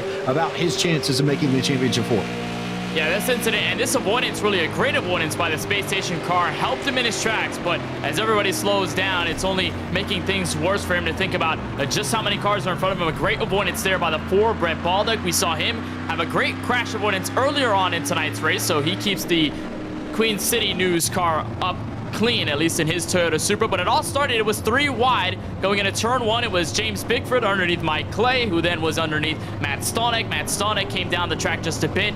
Him and Clay both made contact. 41 ran around as everybody was trying to slow up for it. The 41 slams into the 77, gets into Brandon Brown, and that's what starts the entire incident there, along with Matt Stolnick. Stolnick right now on pit road, along with many others for damage repair. So not a great night for many of the non-playoff drivers, just trying to gain momentum for the final races this season. Let's go down to pit road to Taylor Burris and see if we've got more updates and some of the drivers who came down for service. Taking a look at some of the cars that just came down pit road, Seth Eggert, who was involved in that incident, he's working his way back around pit road. He got his damage repaired on his 57 Chevrolet. He's going to rejoin the circuit along with a couple of other cars. Devin Henry, severe damage to his Ford Mustang as he's going to now rejoin the track, but he has heavy damage. It's going to be a big, long hill ahead of him to climb his way back up through the field with that damage. Keep an eye to see what he can do, but for the most part, everyone has pretty much stayed out from this last pit stop. One of the ones who has the freshest tires inside at least the top 25 is Anthony Alfredo. He sits 21st with 6 laps on his tires, so keep an eye to see what he can do with those fresh tires when we go back green flag racing.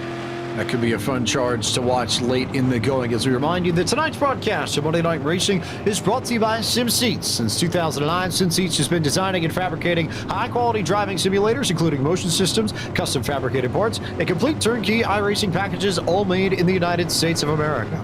Their customer base includes all kinds of drivers, from amateurs to professionals, and their passion for racing drives them to build better sim racing equipment.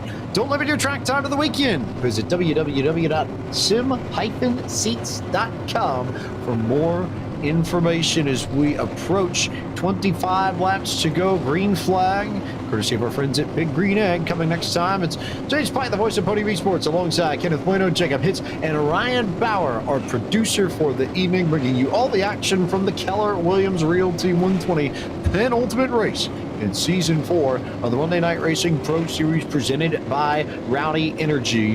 Lights are off on the pace car. We've seen the leader get good restarts all night long, and it's third place that suffered a little bit. We saw Huffman struggle on the restart last time around. Will Rasha Caruth struggle once we get the Big Green Egg green flag this time around? Not as much, I would say. He's going to be able to stay even with Garrett Smithley, actually draw maybe ahead of Garrett Smithley just a bit. It was a really nice launch there for Rasha Caruth, who may go to second before we hit the backstretch. And the 44 of Caruth, a great launch there. Smithley just kind of caught up in it, as now the 75 will try to give him a little bit of support off of turn 2. Colin Fern and Ryan Vargas, the two red banner cars, now looking to the inside. And this could be very tough here amongst these three as they continue to do battle with the non-playoff driver and Huffman, who at this point are really just trying to go for the win, trying to put all that they can in the case of their season. And at the moment now, it could be a battle between Caruth and Cabot. Remember, two of these drivers, both of them were in the championship 4 last season at home state of Miami. Both of them could not get to victory lane nor to the title at the end of it all. And now they're trying to make sure they can repeat their success in the championship 4, the 44. A little bit quicker that last time by into turn 3 as he tries to catch up. Adam Cabot just can't afford this, but the yellow flag is out. Brandon Brown in trouble in the back of the field, and maybe a few more along with him. But Brown was the first one that I saw go sideways in this to bring out the yellow flag, which should put us in the ballpark of maybe about 20 laps to go. And yes, actually contact between Brandon Brown and Ford Martin started the shake of hits as we get a good look at the replay. Yeah, Ford Martin, get the replay here. I can't quite tell from the angle that I looked at. Ford, yeah, okay, he just checks up and gets run over from behind by Brandon Brown. The 11 piles in Steve Lafont, and then Brandon Brown just spins it on the apron. So we get a caution for that. That jumbles everything up again. We're going to get a restart. Around 20 laps to go. And, you know, not really anywhere for Ford Martin to go. They're 3 wide in front of him. That's Anthony Alfredo that he avoids running over before Brandon Brown finishes the job. Great save from Ford, though, in that 07. So Ford nearly sent somebody and forced Gary Sexton to make a good save and then put together a pretty solid save himself. So it's been on all sides of that as everybody else lines up here waiting to see what the call is going to be. I think we're going to run another lap under the yellow, which should bring us to 22 laps to go when we get the green. I think Kenneth Bueno put you on the spot for your math ability again, so I apologize in advance. You know what? I think you're right. 22 laps to go is the. I'm feeling 22 a little bit here in Nashville. So we're going to the end of this one. Okay. I'm trying to get the music references. Okay. I'm not as good with it. Okay. I know you're the master in this, but you know I try. But yeah, 22 laps to go seems to be the market for where these drivers are going to come back to green flag racing. And now I want to see what Caruth does here, because he was on the inside on row number 2 by the time we got that recent restart. Now he's going to be outside row 1, and typically outside row 1 does not get a great jump just because the leader can just sail ahead of the rest of the field. They've got control when they can go, and most often than not, and they can just charge up ahead in front of everybody and keep them kind of off balance, making sure they can get back to a stationary place. And Caruth here obviously hasn't been in the place where he's been outside of row 1 to be beat on a restart. Now how does he tackle this? Does he kind of fold here when the 17 goes, or does he find a way to clear that 86 by the time we go green? Because Fern, remember, he's locked in. He can control who gets in the championship 4 or not. So he's just here to run, and that's it. He's got nothing else to lose. That 44 though has a lot on the line though, especially if that 17 stays up front. I think if you're Caruth at the time of the restart, and you don't really have any other options beyond that. But Jacob Hitz, to the point that you made earlier, This is exactly what you talked about when you said Colin Fern might be able to race his way up through the field and by extension control who he races next week. If you fear Adam Cabot, or if you don't want to see Adam Cabot have any say-so in the Championship 4, you race him hard now to keep him out of proceedings. I get exactly where Colin Fern's strategy is coming from. Yeah, I think he realized as this race has gone on just how much of an impact he could have in setting the table for next week. And I think he realized that, oh, hey, this is a good idea. I should be up here mucking it up with these guys. And I think that's going to be his plan the rest of the way. Come hell or high water, he is going to stay up at the front as long as he can. And, you know, he wants to have an impact on the rest of these three guys making it. We'll see what happens. Storylines everywhere. Pace car off. Big green flag to arrive with 22 laps to go. Really nice jump there for Adam Cabot and a nice restart for Raja Caruth, who was able to keep himself on the outside. He wanted to cut in front of Colin Fern before the line, but realized he'd get a penalty if he did, so he stays up top, and Fern just sent it way into turn one, and they got loose on the apron, and everybody checked up, and Ryan Vargas nearly got turned as they're 5 wide for a moment on the back straightaway. And everybody tried avoiding that as Kenan goes to the inside. Look at them, almost 4 wide going into turn 3. And look who got the beneficiary out of it all. Kyle Busch in the 51. He started 33rd tonight, James Pike. And now he's up to P6 with a diving move underneath. Remember, he's the last winner with these super late models at Michigan earlier this season. Used the same move to get to the race lead in the final laps. Just swung underneath everybody and took the lead away. Busch with an opportunity to win tonight's race, coming at 20 laps to go. Everybody, though, within the top 5, all clear for the front. Kyle Busch to P6. We've not talked about him all night long. The Rowdy Energy Toyota Camry now beginning to push its way towards the front. It's just a little bit further back. I see Ryan Vargas is fighting for his playoff life as we get the Tufco flooring, 20 laps to go. Yeah, once Vargas got squirrely and got pushed back, he has to just be aggressive. He's got to move people out of his way. Same with Max Kenan, who's just up the road. They are fighting to race next week for a championship. They've got to do everything in their power. If it involves using the bumper, using the fenders, getting people out of their way, they may just have to suck it up and do it here. Now with 19 laps to go, Vargas is back in the 11th spot. Other thing to note here, Will Rogers gained a few spots off that. He's up to 19th. The problem is that Raja Caruth is all the way up in P3 as it stands right now. That's a 16-point difference, far greater than the 5 that Caruth needed to make up. So, as it stands, Cabot, if he wins, is in. Shieldhouse is in. And then Caruth would be the last man in as there's trouble on the front straightaway. Gabe Wood goes around after running into the back of, I think, Matt Skolnick, and then everybody else piles in later. Oh, that was a vicious hit. He was on the brakes. He was screaming over the radio. He's on the brakes. Matt Skolnick hit him. Case Kallenbach, Gabe Wood's teammate, went underneath him and got some damage. Brad Perez, I think, missed it. The 46 of Stephen Ellis did not, and it all started with Gabe Wood. Got a little too wide, and it just, oh man, Casey caned that thing up on 2 wheels onto the driver's door. Kyle Busch, Shieldhouse misses it, and then it's just chaos. Robbie Lyons got a piece of it as well. This is a big hit here. Wait for it, wait for it, wait for it. Right there. Big smack.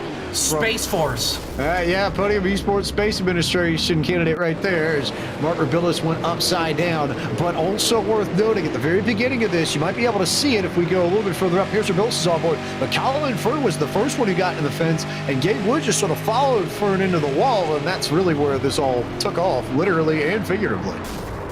Yeah, Gabe Wood went for the moon there. As you look at the Bitcoin machine, Rebillis go upside down just behind the 41 of Matt Skolnick. But you'll see it here. Fern smacks the wall first, and that's not the problem. He could have almost climbed up the entire wall, but then the 50 just follows through, ends up in the air, and then, of course, everything just happens in the back of the field. There's the 41 once again. We saw him outside 3 wide, cutting underneath or cutting on top of Mike Clay earlier on in an incident. Here's a look from Brad Perez, the Mohawk Foundation. Super late model, he's going to get a piece of this as well. And Jacob, you talked about this at the start of the show. Either gravity is very nice to you, or gravity just does not care what you think and just drags you into the air, up atop, like Gabe Wood did. That's some airtime right there. That's some serious airtime. I guess we're really leaning into this Tony Hawk theme tonight, aren't we, Jacob? No doubt about it. No doubt about it. So, 920s. where are the tapes here? Can we go collect Skate maybe? I think they remastered that game, didn't they? Anybody want to go get a little bit of VHS tapes, perhaps? Go hunt and see where we can find them. Is there one inside the swimming pool somewhere, maybe?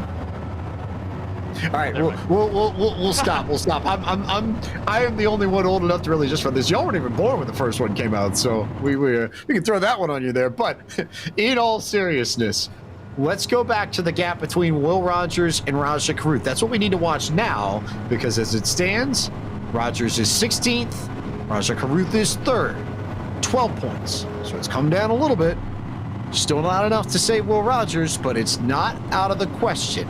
But as it stands, if Caruth is 3rd, Rogers needs to be 8th to be tied, and then we go to tiebreakers if they finish level on points. And I won't even begin to try and sort out where these drivers are amongst each other on that front. But Adam Cabot in control, 14 laps to go in this Keller Williams Realty 120 when we get the big green egg, green flag next time by.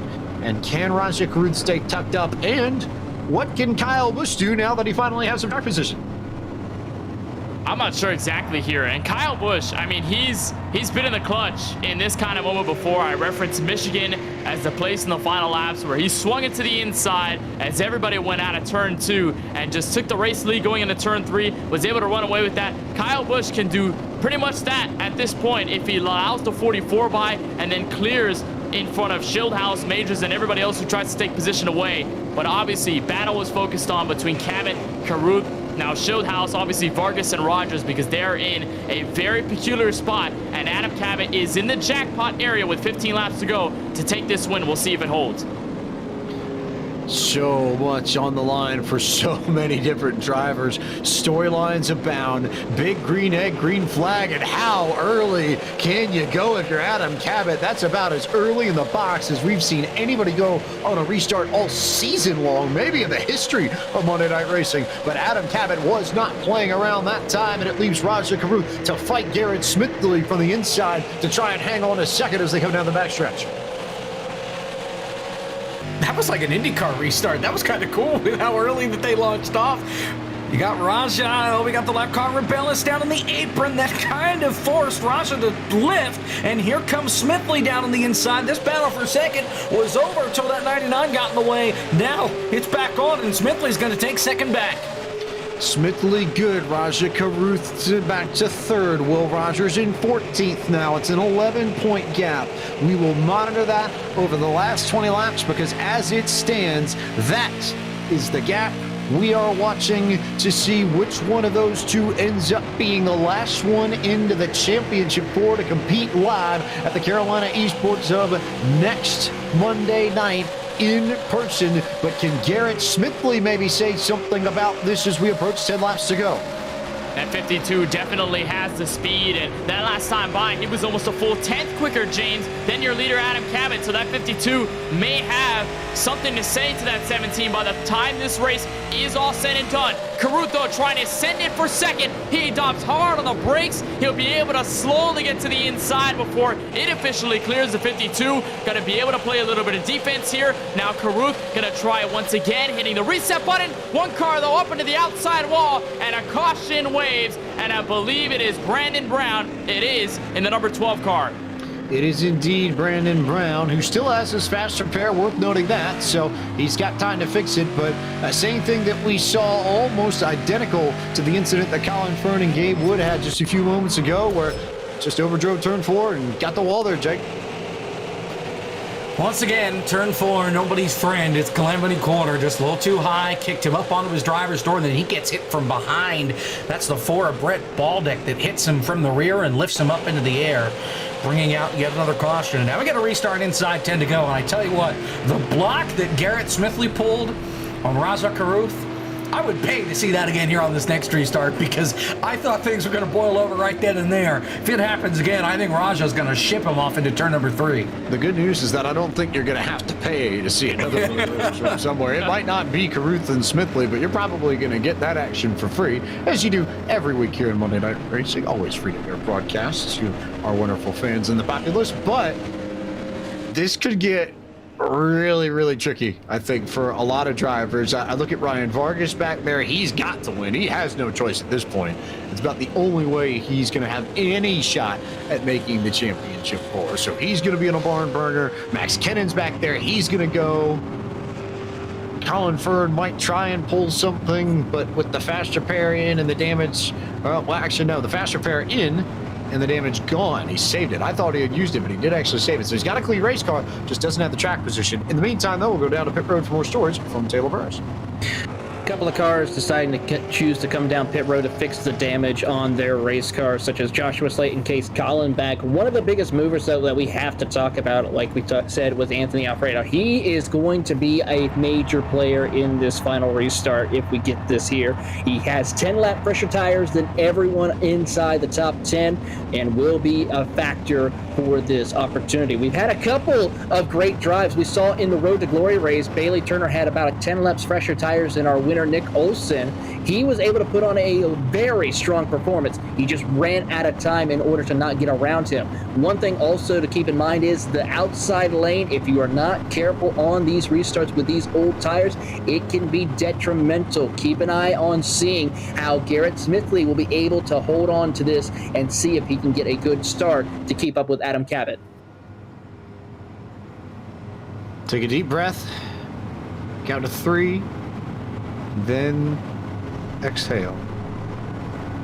Take a deep breath, count to 3, then exhale. That's about where you have to be before this restart goes. So we get set for more racing. We're going to go to a quick break and be back with more action from the Monday Night Racing Rowdy Energy Pro Series here on Podium eSports.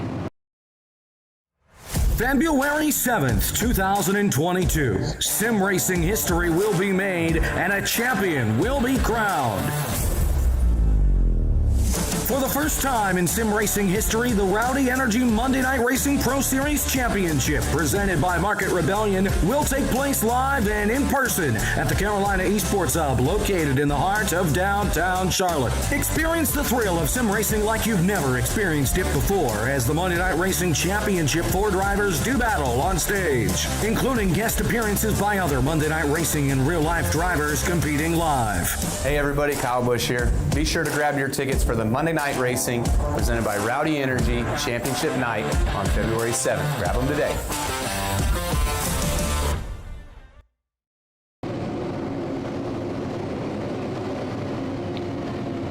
Welcome back to Podium eSports coverage of the Keller Williams Realty 120 for the Monday Night Racing Pro Series presented by Rowdy Energy.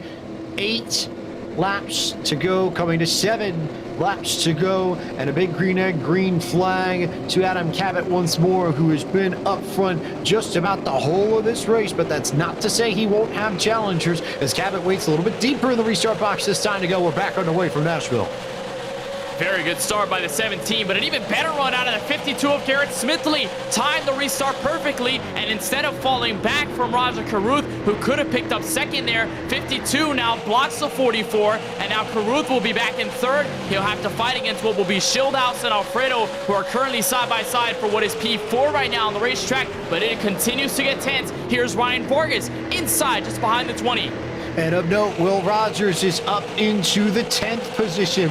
It's a 2-point gap from Carruth to Rogers now, so Raja might have to start going as they continue to go 4 wide, entering turn 1 with Vargas and company. And Rogers is going to get right in the thick of it and go hard into the wall with Gary Sexton, and that might just be his playoff hopes up into the fence and out of his hands as they were racing for position right there in the entry to turn 1. They went 3 and 4 wide, and that could be disastrous for the Season 2 Monday Night Racing Champions attempts to get a second career series title. And you know where that all started? That started about a lap beforehand.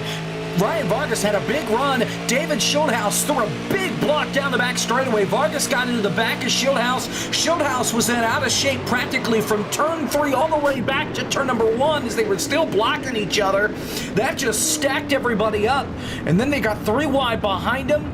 Will Rogers had nowhere to go. Gary did kind of come down a little bit, and from there on, just nowhere for Will Rogers to go, hooking it into the outside wall. A very hard hit. He's already used his fast repair. That Space Station gaming car is in trouble, and I think that's going to be the nail in the final coffin, or whatever Marty Reed said, for Will Rogers. I think that's it for him. You'll never say it's over until it's over, that's for sure, but he's now down to 31st, rolling around the racetrack, just trying to get back to pit road, and it will take nothing short of a minor miracle. It's not impossible, but the mathematical chances of Will Rogers making the championship 4 as a contender are now very, very slim. However, should expect to see him competing in person no matter what 1 week from tonight, because, gentlemen, we're going to the Carolina eSports Hub, home of Charlotte, Phoenix, just outside of uptown Charlotte, lower South End for those who are acquainted with the Charlotte area. But it's going to be a time and a half, the first ever in-person event for Monday Night Racing, and we crown the Season 4 champion. The biggest race of the season by far. Next Monday night, 6 p.m., get inside and get to the Carolina eSports Hub for the Rowdy Energy Monday Night Racing Pro Series Championship, presented by Market Rebellion. Kenneth Bueno, I cannot wait. It is going to be an incredible atmosphere. You know what? Ever since the announcement was made, I've had the clock ticking down every single day up until when race day arrives on February 7th. But, Ivan, you said it, even for the non-playoff drivers and for the Championship 4, they're going to have their same space of a stage. They're going to have their same space in that Carolina eSports Hub to race in person against each other. We may see tensions run high. We're going to see the championship stakes go even higher. It's going to be so much fun when we get there in 1 week time. We've got one driver locked in, but I'm excited to see who the other 3 are and when they will book their trip to Charlotte. If you're watching on Twitch, you can click the link that we just threw in chat. It's mnr-finale.eventbrite.com if you want to get your tickets for the biggest Monday Night Racing event in history. Meanwhile, Adam Cabot in the lead, and then with the strong finishes that they have going and runs that they have going, David Schildhaus would be there, Raja Caruth would be there alongside Colin Fern. Max Kinnon, Ryan Vargas, Adam Cabot, all at this point just about have to win in order to finish this off and have a shot. If Adam Cabot somehow misses out, Kinnon would be the one to benefit because he is also well clear of Will Rogers. So, 11th to currently 30th, if you want the specifics on that. So, all to play for here. Natural green, white checkered coming up. Big green and green flag about to come in this Keller Williams Realty 120, and Adam Cabot wasted no time getting back on the gas and getting clear of everybody else before they even get to the first turn. You got to have that if you're the 17 of Adam Cabot. Inside now goes Raja Caruth. Kyle Busch trying to tail in. He's now been a battle with Anthony Alfredo. Garrett Smithley finds somehow a way to potentially clear out of turn 2. This is only helping the 17's case if they continue to do battle. Looking for the white flag is Adam Cabot for a second win this season. If they come to the line, it's official, and then it becomes Garrett Smithley versus Adam Cabot as Raja Caruth gets turned into the fence with Anthony Alfredo of all people, as that storyline comes back into play in the biggest of ways, and I have no idea immediately how that changes the point scenario for Raja Caruth. That just flipped it on its head. I mean, he was in up until that point in a horrific crash for Alfredo, kick flipping up in the air, just all sorts of flips and people driving underneath of him. But Raja Caruth just overdrove the corner. He was getting pinched, he held his line, and he just came up a little bit. I don't know if he was too worried about Kyle Busch behind him, but they were coming to the white flag. He had it made and just misjudged it and goes from well, maybe not well, but inside the playoffs to now on the outside looking in, and he's going to have a huge hole to dig out of here in these green-white checkers. Have you ever? This is unbelievable. If you have your hands on your head and you just are in complete disbelief at how this changes things, I would not blame you, because to be fair, I'm looking here at the board trying to figure out the math, and I suppose that means Max Kennan now becomes the beneficiary, and Max Kennan now enters the Final Four. If this holds, I think just looking at this, Kennan's running in the 8th position, and he's well clear of Rogers and well clear of Caruth now, so yes. He's also up there with Ryan Vargas, who had a 9-point gap he had to make up. Vargas is 4th. Kennan is 8th. That's 4 points. So Vargas would still need 5. So Vargas effectively would have to win. So I guess it's really Vargas versus Kennan potentially for that final spot. Yeah, it's going to have to come down to that. And it's only worse that Cabot is just pretty much running away at this point. That restart, that early restart, that's going to happen again on the next green-white checkered attempt, and however many attempts we're going to have to do before this race settles. That 17, no doubt, is going to have the car control. He's going to have it all. He's going to have the advantage going into the final laps. And with 2 non-playoff drivers just behind him, and even more non-playoff drivers around the red banner cars that are fighting for this entrance into the championship 4, it only helps that 17 and his Camaro's chance of getting a second win this season and getting to the championship 4. Now with that incident there between Alfredo and Caruth, I had it in my mind for throughout the whole race that up until this point, if you do well, if you get a great spot like Caruth was in, don't reach the hand out. Don't get too overeager. Don't send it too hard. Don't do anything drastic. And unfortunately, as Caruth was trying to play defense on Alfredo, pushes the corner up, and then the contact is made, ultimately sends Caruth hard into the safer barrier. Just how close it was for Caruth. It could have been a different story if that didn't happen. It's just an unbelievable way this race has unfolded so far. You just had a feeling, I think, and all season long it's sort of been this way, as the lights are still on the pace car, that we weren't done with the Caruth v. Alfredo story, and lo and behold, here we are, Jacob hits, and now you got the biggest of implications here, because Caruth now is on the outside looking in. Oh my God, I'm still trying to just process what we just saw. So race control says the last incident is going to be looked at post-race. As it stands right now, it's being considered a racing deal. So there is potential that when they look at it after the race, that they could determine that somebody is at fault and penalties could be handed down. Raja Caruth is back in 30th place right now. And let me just say this, that, you know, we talked about how the 24, Will Rogers was on the outside maybe. He sits 28th right now. I mean, I don't know how points look, but I think Will Rogers has a pretty difficult path to make it. I think you're spot on, though, with the fact that Ryan Vargas is probably going to have to win in order to get himself in. Vargas has to win.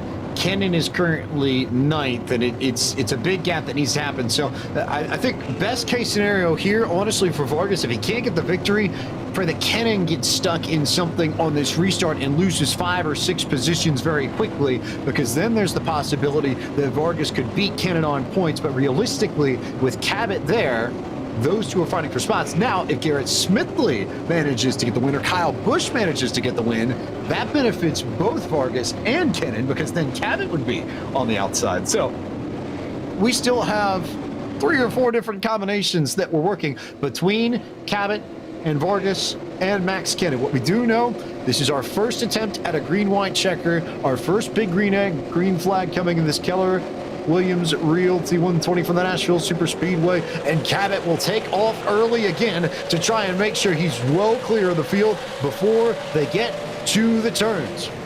That's his agenda going into turn 1. He needs to clear the field well before he gets to that first corner. They're almost 3 wide as Kyle Busch almost loses the rear end there, getting around the 52 of Garrett Smithley. He'll fall to 3rd. Caution, though, comes out. It's a wreck near the rear of the field. We'll try to assess who it might have been. And there's Fort Martin going hard into the inside wall after the caution. It was a very early yellow flag that I saw, and it took a long time for that incident to finally develop into something there, and Martin got help from DJ Cummings to go around.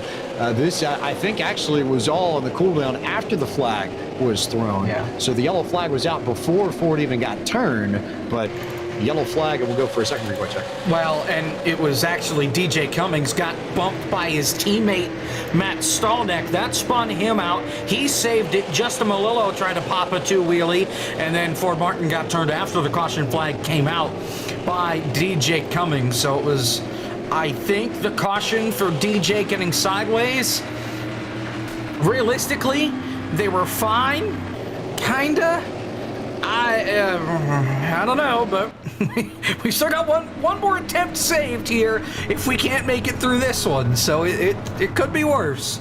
Contact between Ford Martin and DJ Cummings, the official yellow reason we'll take coming out of this. And so now, oh man, Adam Cabot, it almost is a worst case scenario for him, I think, more than anybody else, because for Cabot, we've seen him try different spots on restarts to go, different firing points. He's gone late, he's gone early, he's tried to mix it up, but with each restart attempt, you lose that element of surprise for wherever you decide to go, and so people then become a little bit more aware of what you may or may not do. And I would think if he decides to go early this time, that Smithley and company might be ready for it.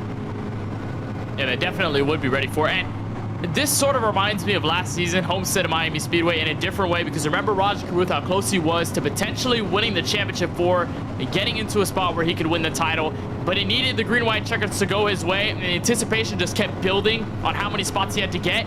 On offense, the 17, though, is in the opposite situation. He needs to get into this championship 4 with this win here in Nashville Superspeedway, but he has to play the defense, and every single caution only builds up the anxiety, builds up the anticipation to perform and to execute, and that can get mentally into a driver's head and can force him into a mistake. So with the 17 right here in this position, it's going to be super tough to hold on to the composure, especially with the 52 and the 51. Probably going to be as aggressive as possible to get this win.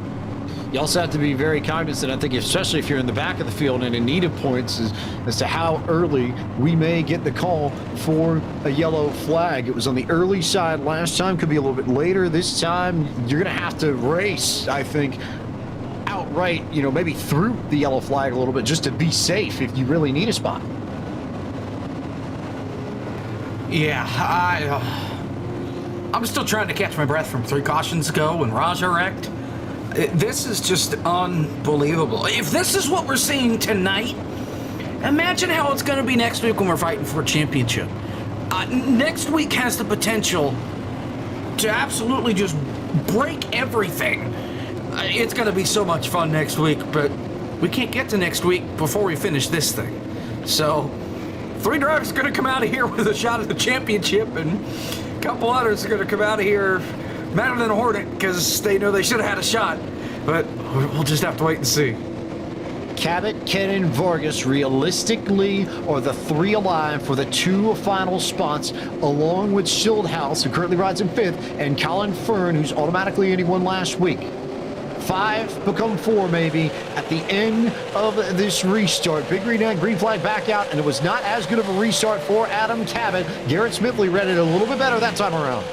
They definitely did. Look at Kennan give a huge block to Colin Fern going into turn 1. He knows he cannot afford to lose any more points going into the end of this race. At this point off turn 2, Cabot clear with the lead. A big run, a big crash. Multiple drivers around. It looks like one car hard into the inside wall. That is Brad Perez. No caution. We stay green.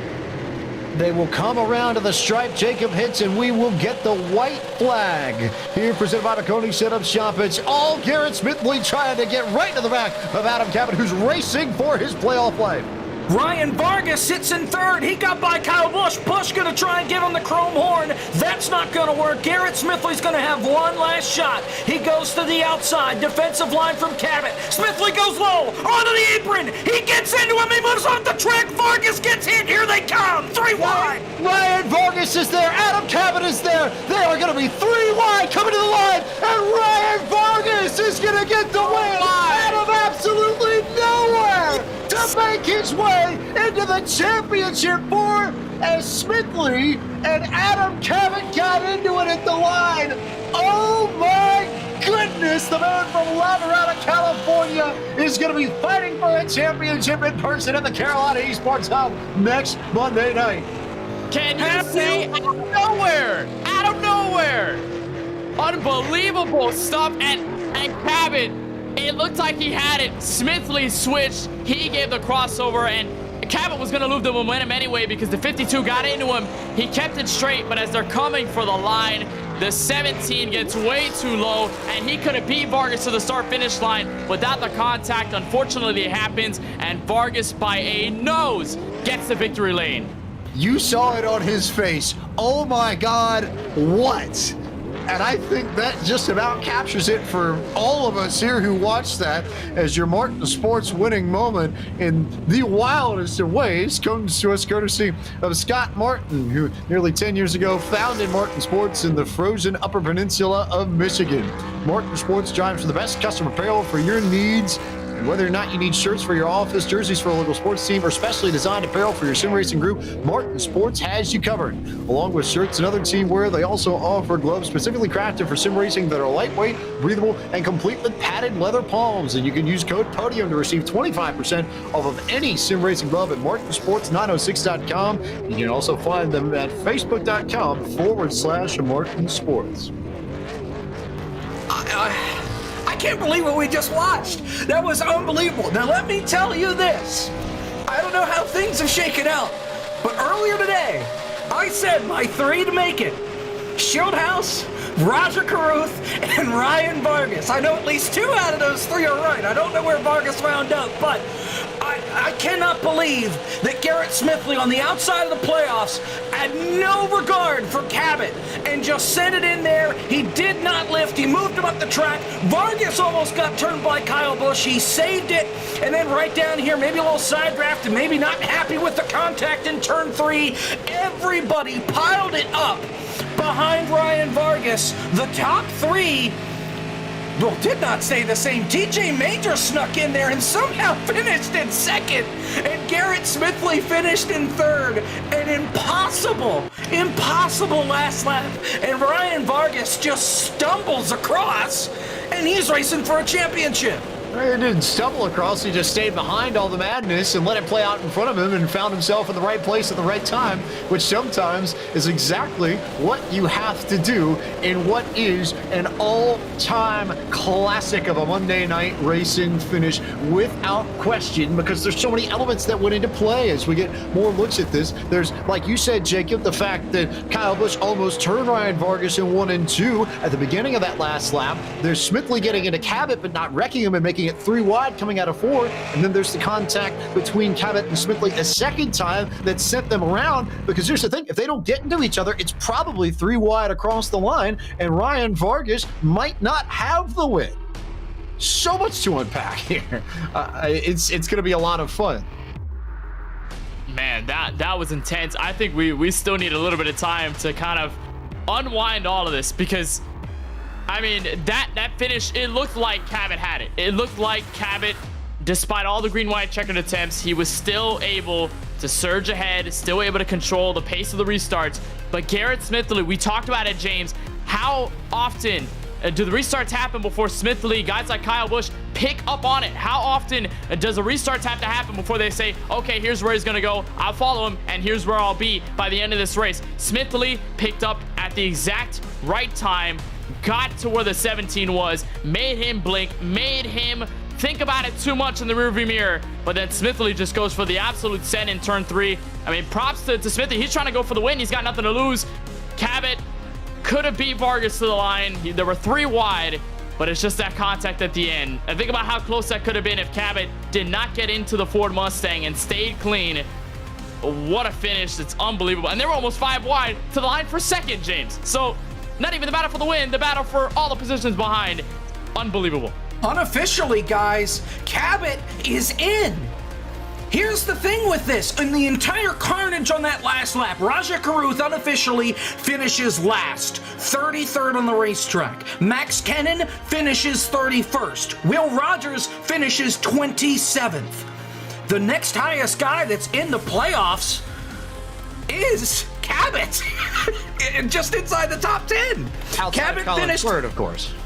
well, right, outside of Colin Fern, who's already locked in. Cabot finishing 5th. Even with the fact that he kept his foot in it, that might unofficially put him in this Final Four. He may be the luckiest son of a gun on planet Earth right now.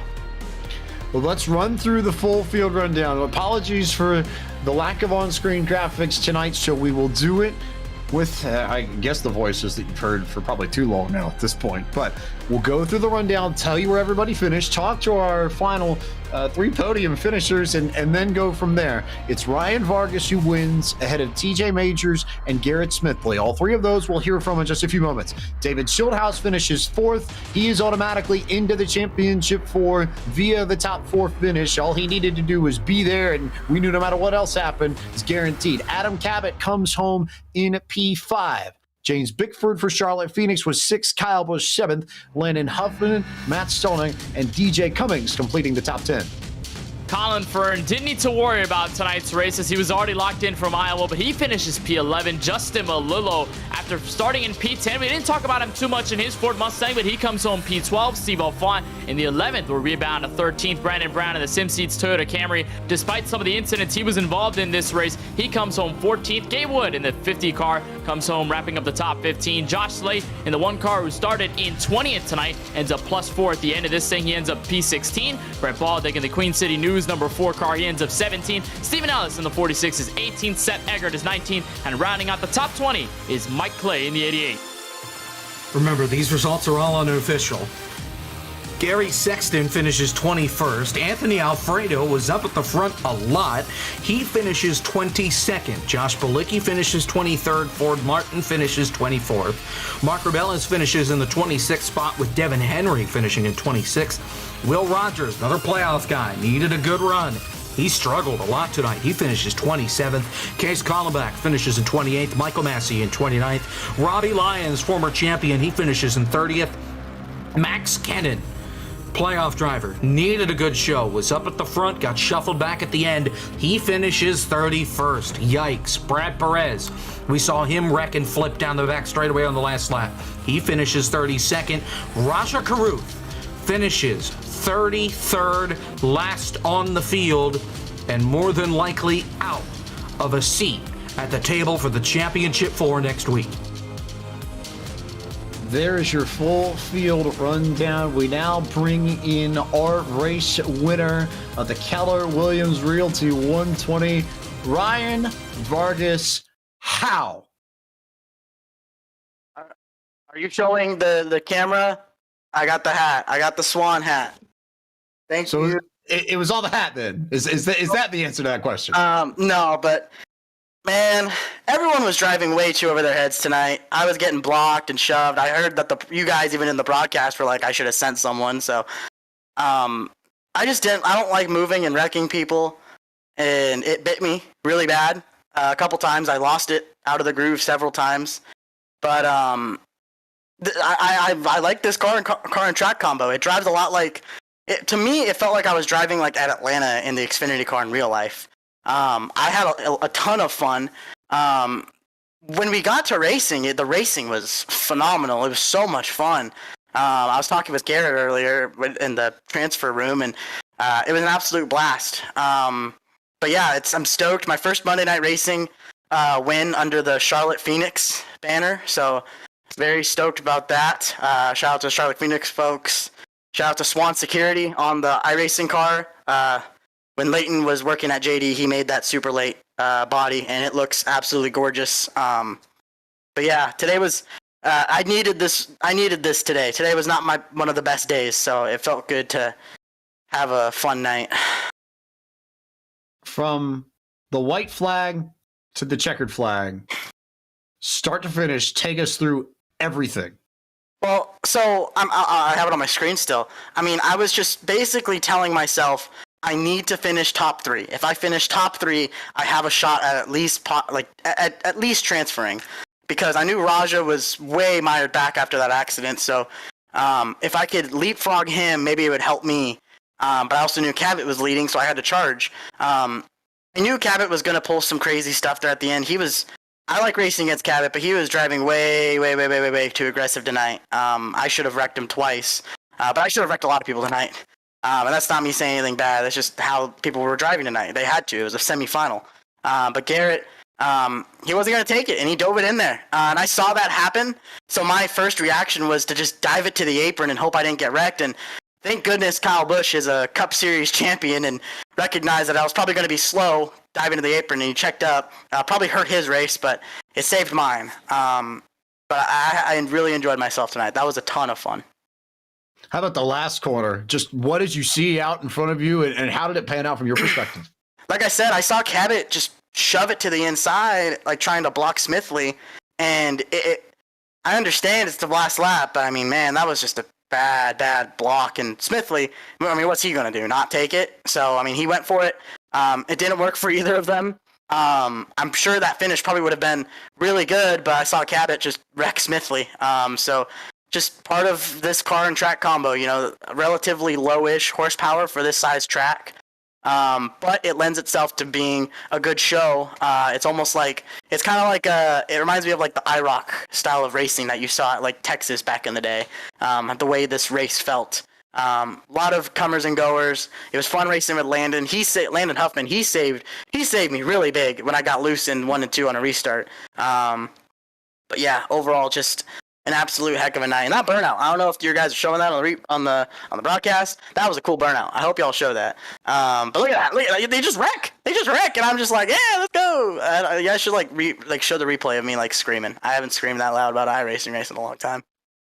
Oh, yeah, because just starting to look at it now, not only are you racing for the Monday Night Racing title for Season 4, you're going to be in person at the Carolina eSports Hub just outside of Uptown Charlotte for the Rowdy Energy Monday Night Racing Pro Series Championship presented by Market Rebellion, but you're going to be doing it with your fellow Charlotte Phoenix buddy, David Schildhouse, who also is going to be racing for a title. So, built-in teammate perhaps there, yeah?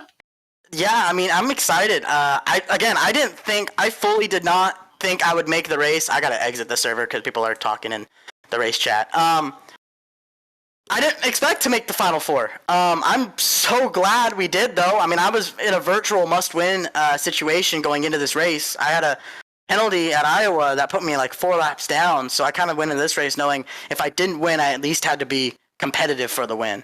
And we were competitive all night. We were one of the fastest cars.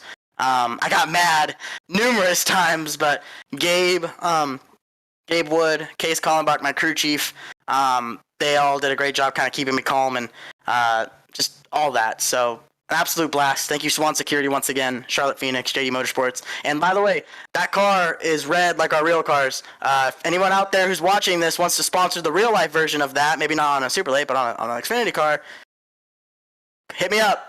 I want to do it. I want to run. I want to welcome new people. So, I mean, this is me shooting my shot via a live stream. Shooters shoot, players play, and big-time players make big-time plays. And I have to believe this counts as a big-time play for Championship 4 driver in season number 4, Ryan Vargas. Congratulations on your victory and the Keller Williams Realty 120. And we will see you next Monday night for a shot at the title. I can't believe it. Thank you. Thank you, guys. I'm super excited. Ryan Vargas out of La Mirada, California, driving for JD Esports, the NASCAR Xfinity Series this year. Your winner, a Championship 4 contender 2, runner-up. Incredible finish at the end for TJ Majors, who's alongside our Kenneth Bueno. Here indeed with the number 2 of TJ Majors. And TJ, on the final lap, you were P7 behind a majority of the traffic running for the win. All of a sudden, everything happens in turn 4, and you barely nose ahead for second here in this Keller Williams 120. Is there a word that can properly decipher the events of that final lap from your perspective? I don't know if there's a word. That's just how I planned it, man. That's how I had it drawn up. I was ready to go. Well, it all happened so quickly at that point of the race. And for you, you know, being that driver that you were amongst a handful of others that were not fighting for the championship, Kyle Busch, Garrett Smithley, of course, Landon Huffman, who you had fought with a majority through this race, at least a good part of this race. So how was it in that sort of nature and that dynamic to watch the battle for the championship for unfold right in front of your eyes, especially as you're going for the green-white checkers and all the tension that starts to build up? Yeah, I was trying to, on the last lap, I went way low on the backstretch because I was trying to watch what was happening for the lead. I had landed a couple car lengths behind me, but I wanted to see what kind of run was, forming up there with Garrett and the leader. I didn't know, Adam, I didn't know how good of a run he was going to have, but when I saw both cars shoot to the bottom, I figured it was getting pretty interesting, so I better go back up and get a decent arc so I could have a good run off, and then it was pretty much chaos on the front stretch. So, just at that point, you're not going to lift. So you just hold it wide open. And luckily no one came down in front of my path. And I was able to, I think, squeeze through in second. And you were barely able to do so. I believe it was 5 wide, and we can get the still image of that as you all were coming across the start-finish line as Barney was waving the checkered flag, a classic finish in M&R history. But for you, I mean, knowing that in the position you're in, knowing that you've had a great finish earlier this season, the All-Star race, you beat everybody else in the Indy cars at Talladega, you get a second-place finish here tonight. How does it feel for this finish after all the hard work you've put in and going into the final race? So what are your thoughts on how that's going to pan out next Monday night as you take a look on the feed of that finish? Yeah, I don't know. It's going to be tough. That's a good group in the top 4 there. Congrats to those 4 guys that made it in. I know there was some pretty tight point battles in this race, but I think there's a pretty exciting deal for us got put together next week to get some people together and make it an exciting event. So hopefully I can get down there and check it out and be a part of it and help promote it and have some fun.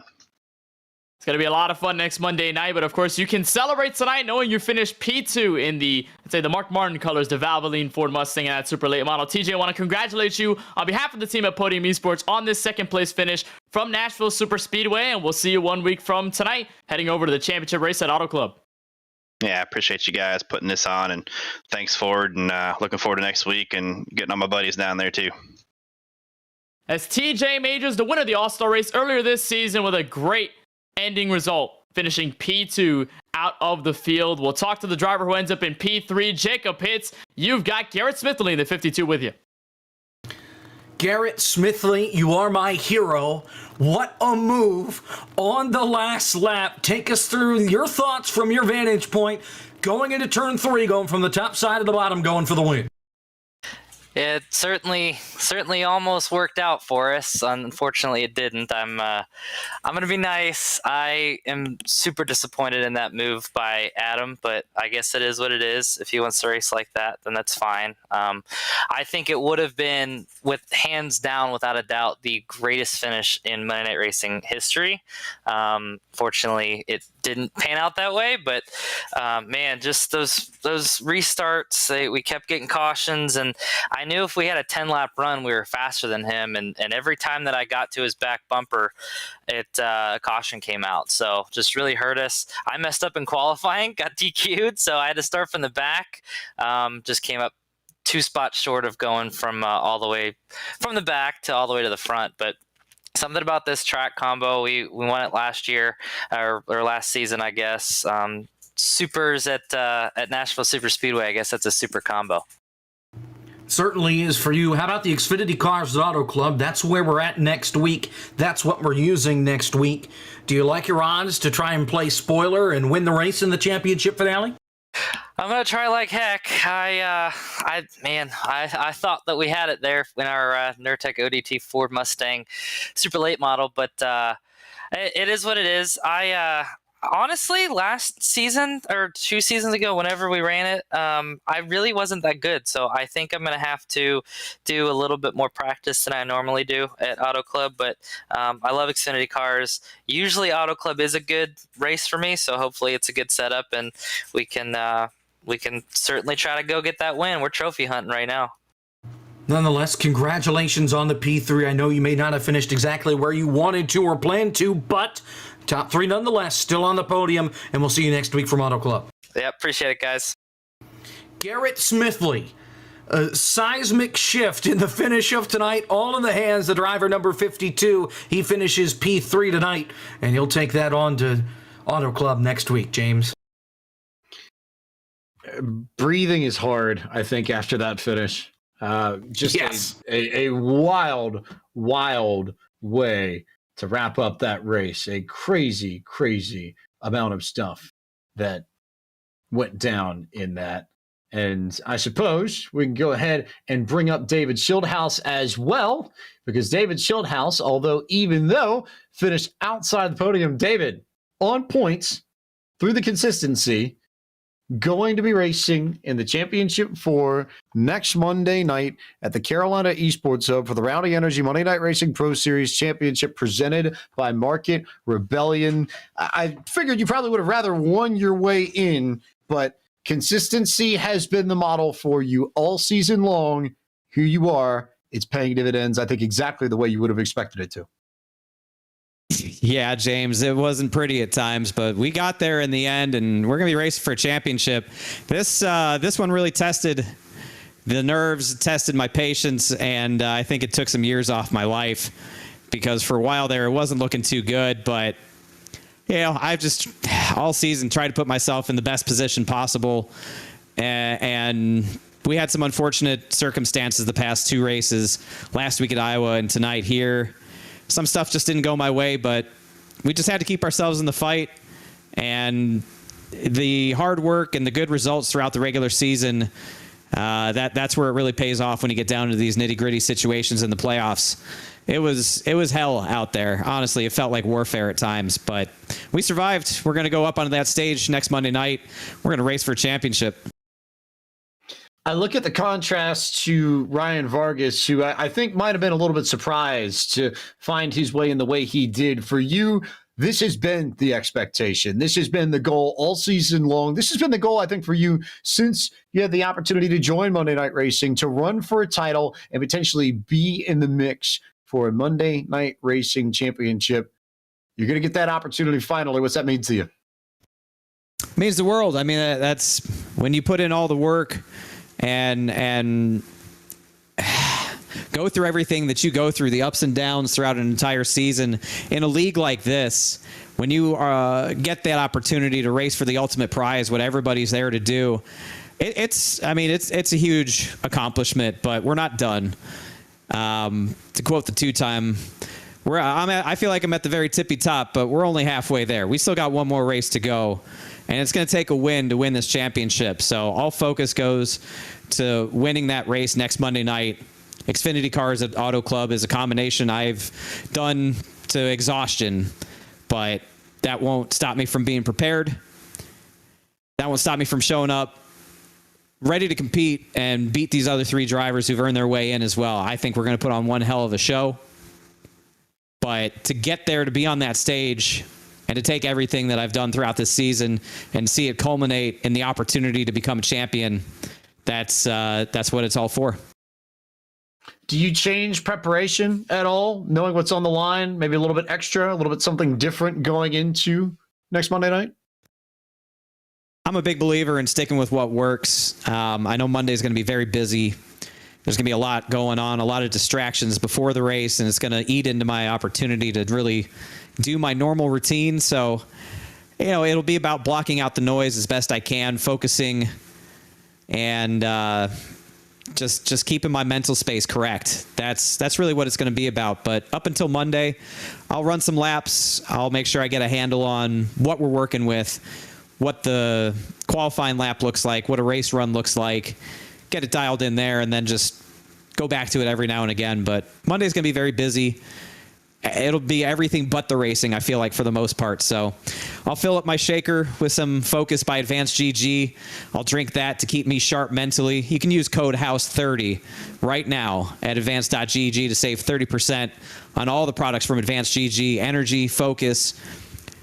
I'm full of energy right now, James. I know I don't sound like it, but that was, like I said, that felt like warfare out there.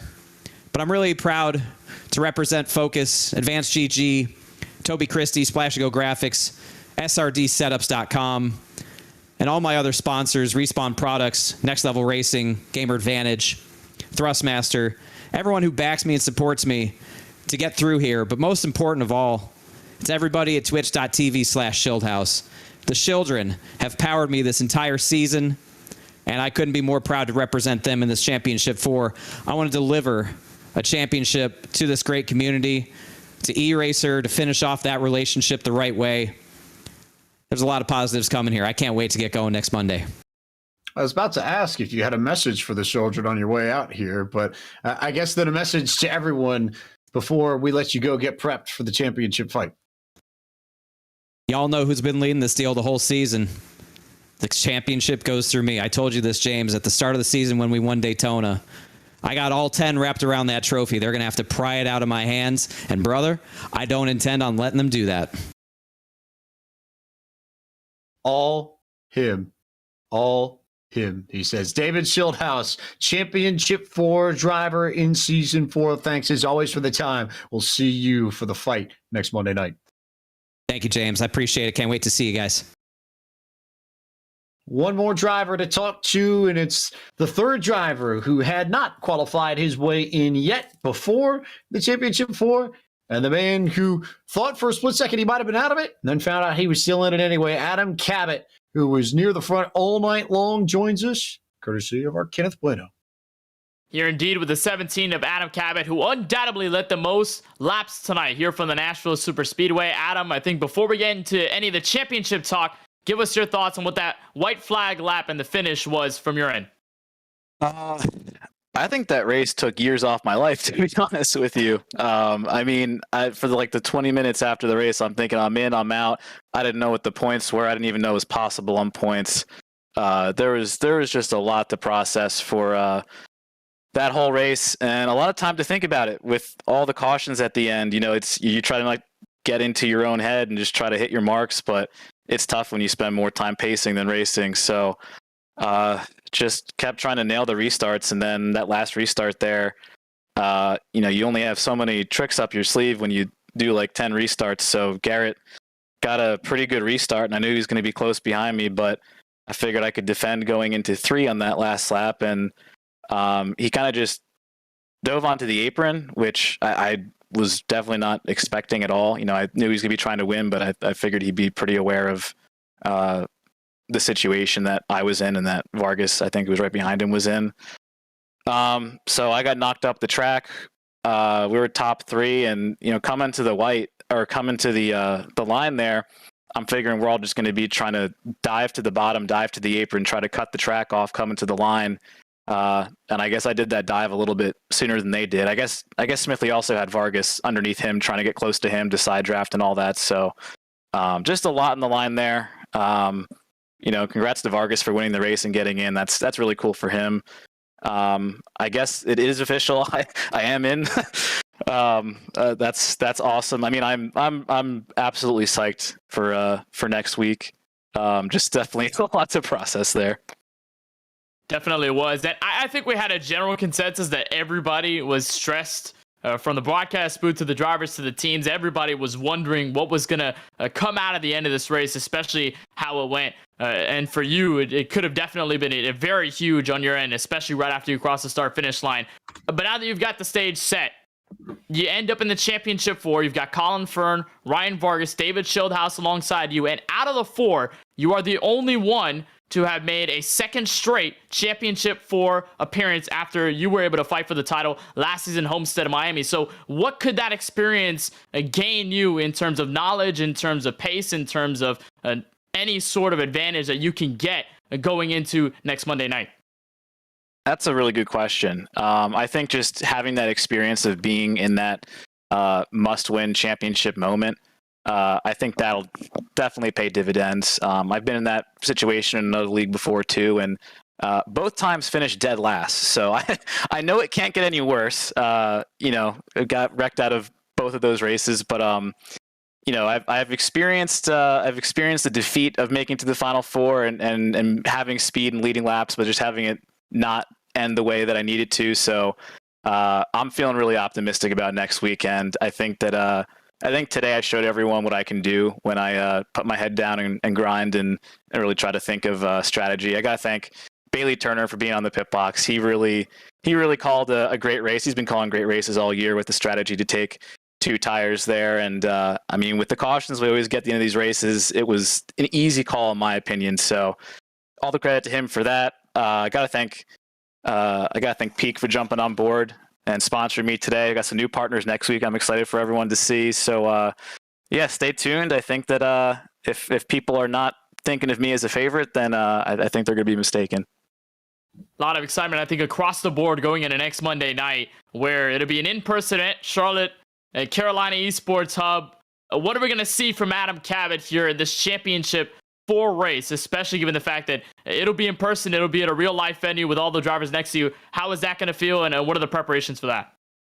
Yeah, that's going to be wild. I don't even know exactly. I mean, obviously, I can do a little bit of practice throughout the week on my rig and try to get reacclimated with Auto Club and maybe see if there's some things I can do with strategy and tires and all that. But yeah, it's going to be wild being on a completely different rig, different wheel, different screens, all that stuff, different pedals. I'm used to the same stuff for years now.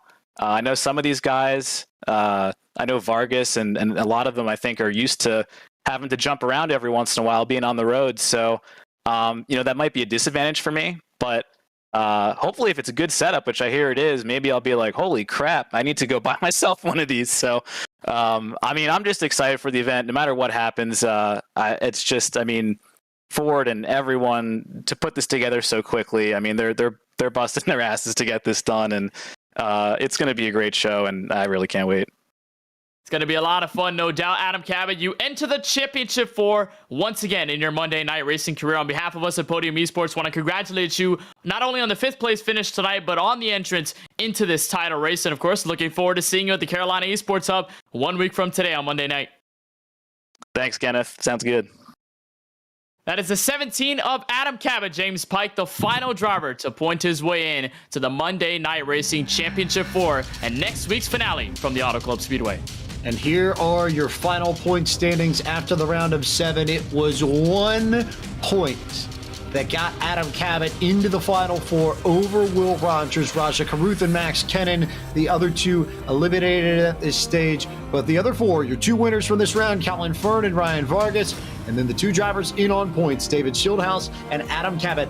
All 4 of them are going to be racing live and in person at the Carolina Esports Hub next Monday night in an event that is truly going to be the first of its kind for Monday Night Racing and a major, major, major milestone. Somebody's walking away with the title in person, and I don't even know where to begin after a race like that. Beyond just go get your tickets at mnr-finale.eventbrite.com. You will not want to miss this. If this is any indication as to what we're going to see next Monday night, then we may have tonight's instant classic of a finish topped by whatever we see next week. I think, James, like the drivers, we're going to have to strap ourselves in, get a 5C harness, get a billion harnesses, whatever, because we are going to be insane next Monday night. With the way this race panned out, so unpredictable, you couldn't tell what was happening every single lap, what was going to happen the next lap, and I figured next week's going to be the exact same. It wasn't a championship race last season. It was in the playoffs, very deep in the playoffs, but that combo is sensational with this field. The Xfinity cars, as hard as they are to drive, as powerful as they are with the least amount of downforce, and then you put it in an Auto Club Speedway, a very big track where you've got space to go anywhere across the surface. It is going to be unbelievable. It's going to be so much fun, and I can't wait to see what the Championship 4 has on a brand new rig, on stage, with a crowd, with all the energy amped up. It's going to be a fantastic event, to say the least, to put it in simple words. 4 identical rigs for the Championship 4. We should note that, but it might not necessarily be what they're used to. That's another element we'll have to watch as well, but it's a track and a car combo that this series has known very well for a long, long time, Jacob Hits. Xfinity cars at Fontana. I love Fontana. That has to be one of my most favorite tracks on the sim. No matter what car you take out there, it's so much fun to drive. It's so much fun to race around with others at that track. I can't wait for next week. The Xfinity car is a great combination with Auto Club Speedway. You're going to see a lot of passing. You're going to see a lot of close racing. And that track is wide. You can get away with stacking them 5 wide, unlike tonight where Nashville Superspeedway, pretty narrow racetrack. When we go to Auto Club next week, it's not out of the question to see 5 wide. And it's going to happen on some of those late race restarts if we get them. I can't wait for next week. So much on the line, so much at stake. There are only so many words that we can use to describe how wild and how great next week is going to be. and I think we're going to go through every single one that's in the dictionary and in the thesaurus by the time we get to Monday night next week. The one word that I think will hold no matter what, historic. It's exactly what we are going to see, a historic race next Monday night because of all the other variables that go into it, because the fact that we are live and we are in person and we've never done that for Monday Night Racing before. It will be the most special night in the history of this league up until this point, bar none, without question, as we take the Xfinity cars to Fontana for the Rowdy Energy Monday Night Racing Pro Series Championship presented by Market Rebellion. If you're in Charlotte, head to the Carolina Esports Hub. The event will start at 6 p.m. You can get your tickets at mnr-finale.eventbrite.com. Our race broadcast, for those of you not in the Charlotte area, will start at 8 p.m. on twitch.tv/Podium2, as well as the Podium Facebook and YouTube pages and the Monday Night Racing Twitter page. You won't want to miss that, but you also won't want to miss some of the events coming up in the world of iRacing and Podium eSports over the course of the next week, because we've got a few events before we get to that finale. The Operation eMotorsport iRacing League heads to Virginia International Raceway tomorrow night at 8 p.m. Eastern on iRacing.com/live. Then the Shenandoah Shine Race of Champions heads to Talladega Wednesday night at 9 on the Podium eSports Twitch channel before the eNASCAR International iRacing Series. D-Box and our friends at Digital Motorsport heads to Phoenix to wrap up their campaign. We'll crown a champion featuring the drivers of NASCAR's European, Canadian, Mexican Series and the Driver Diversity Program at 12 p.m. Saturday, February 5th on eNASCAR.com/live, as well as the iRacing Twitch, Facebook, and YouTube pages. And of course, you can follow along all of our social media channels for updates at Facebook, Twitter, Instagram, YouTube, and Twitch at Podium eSports.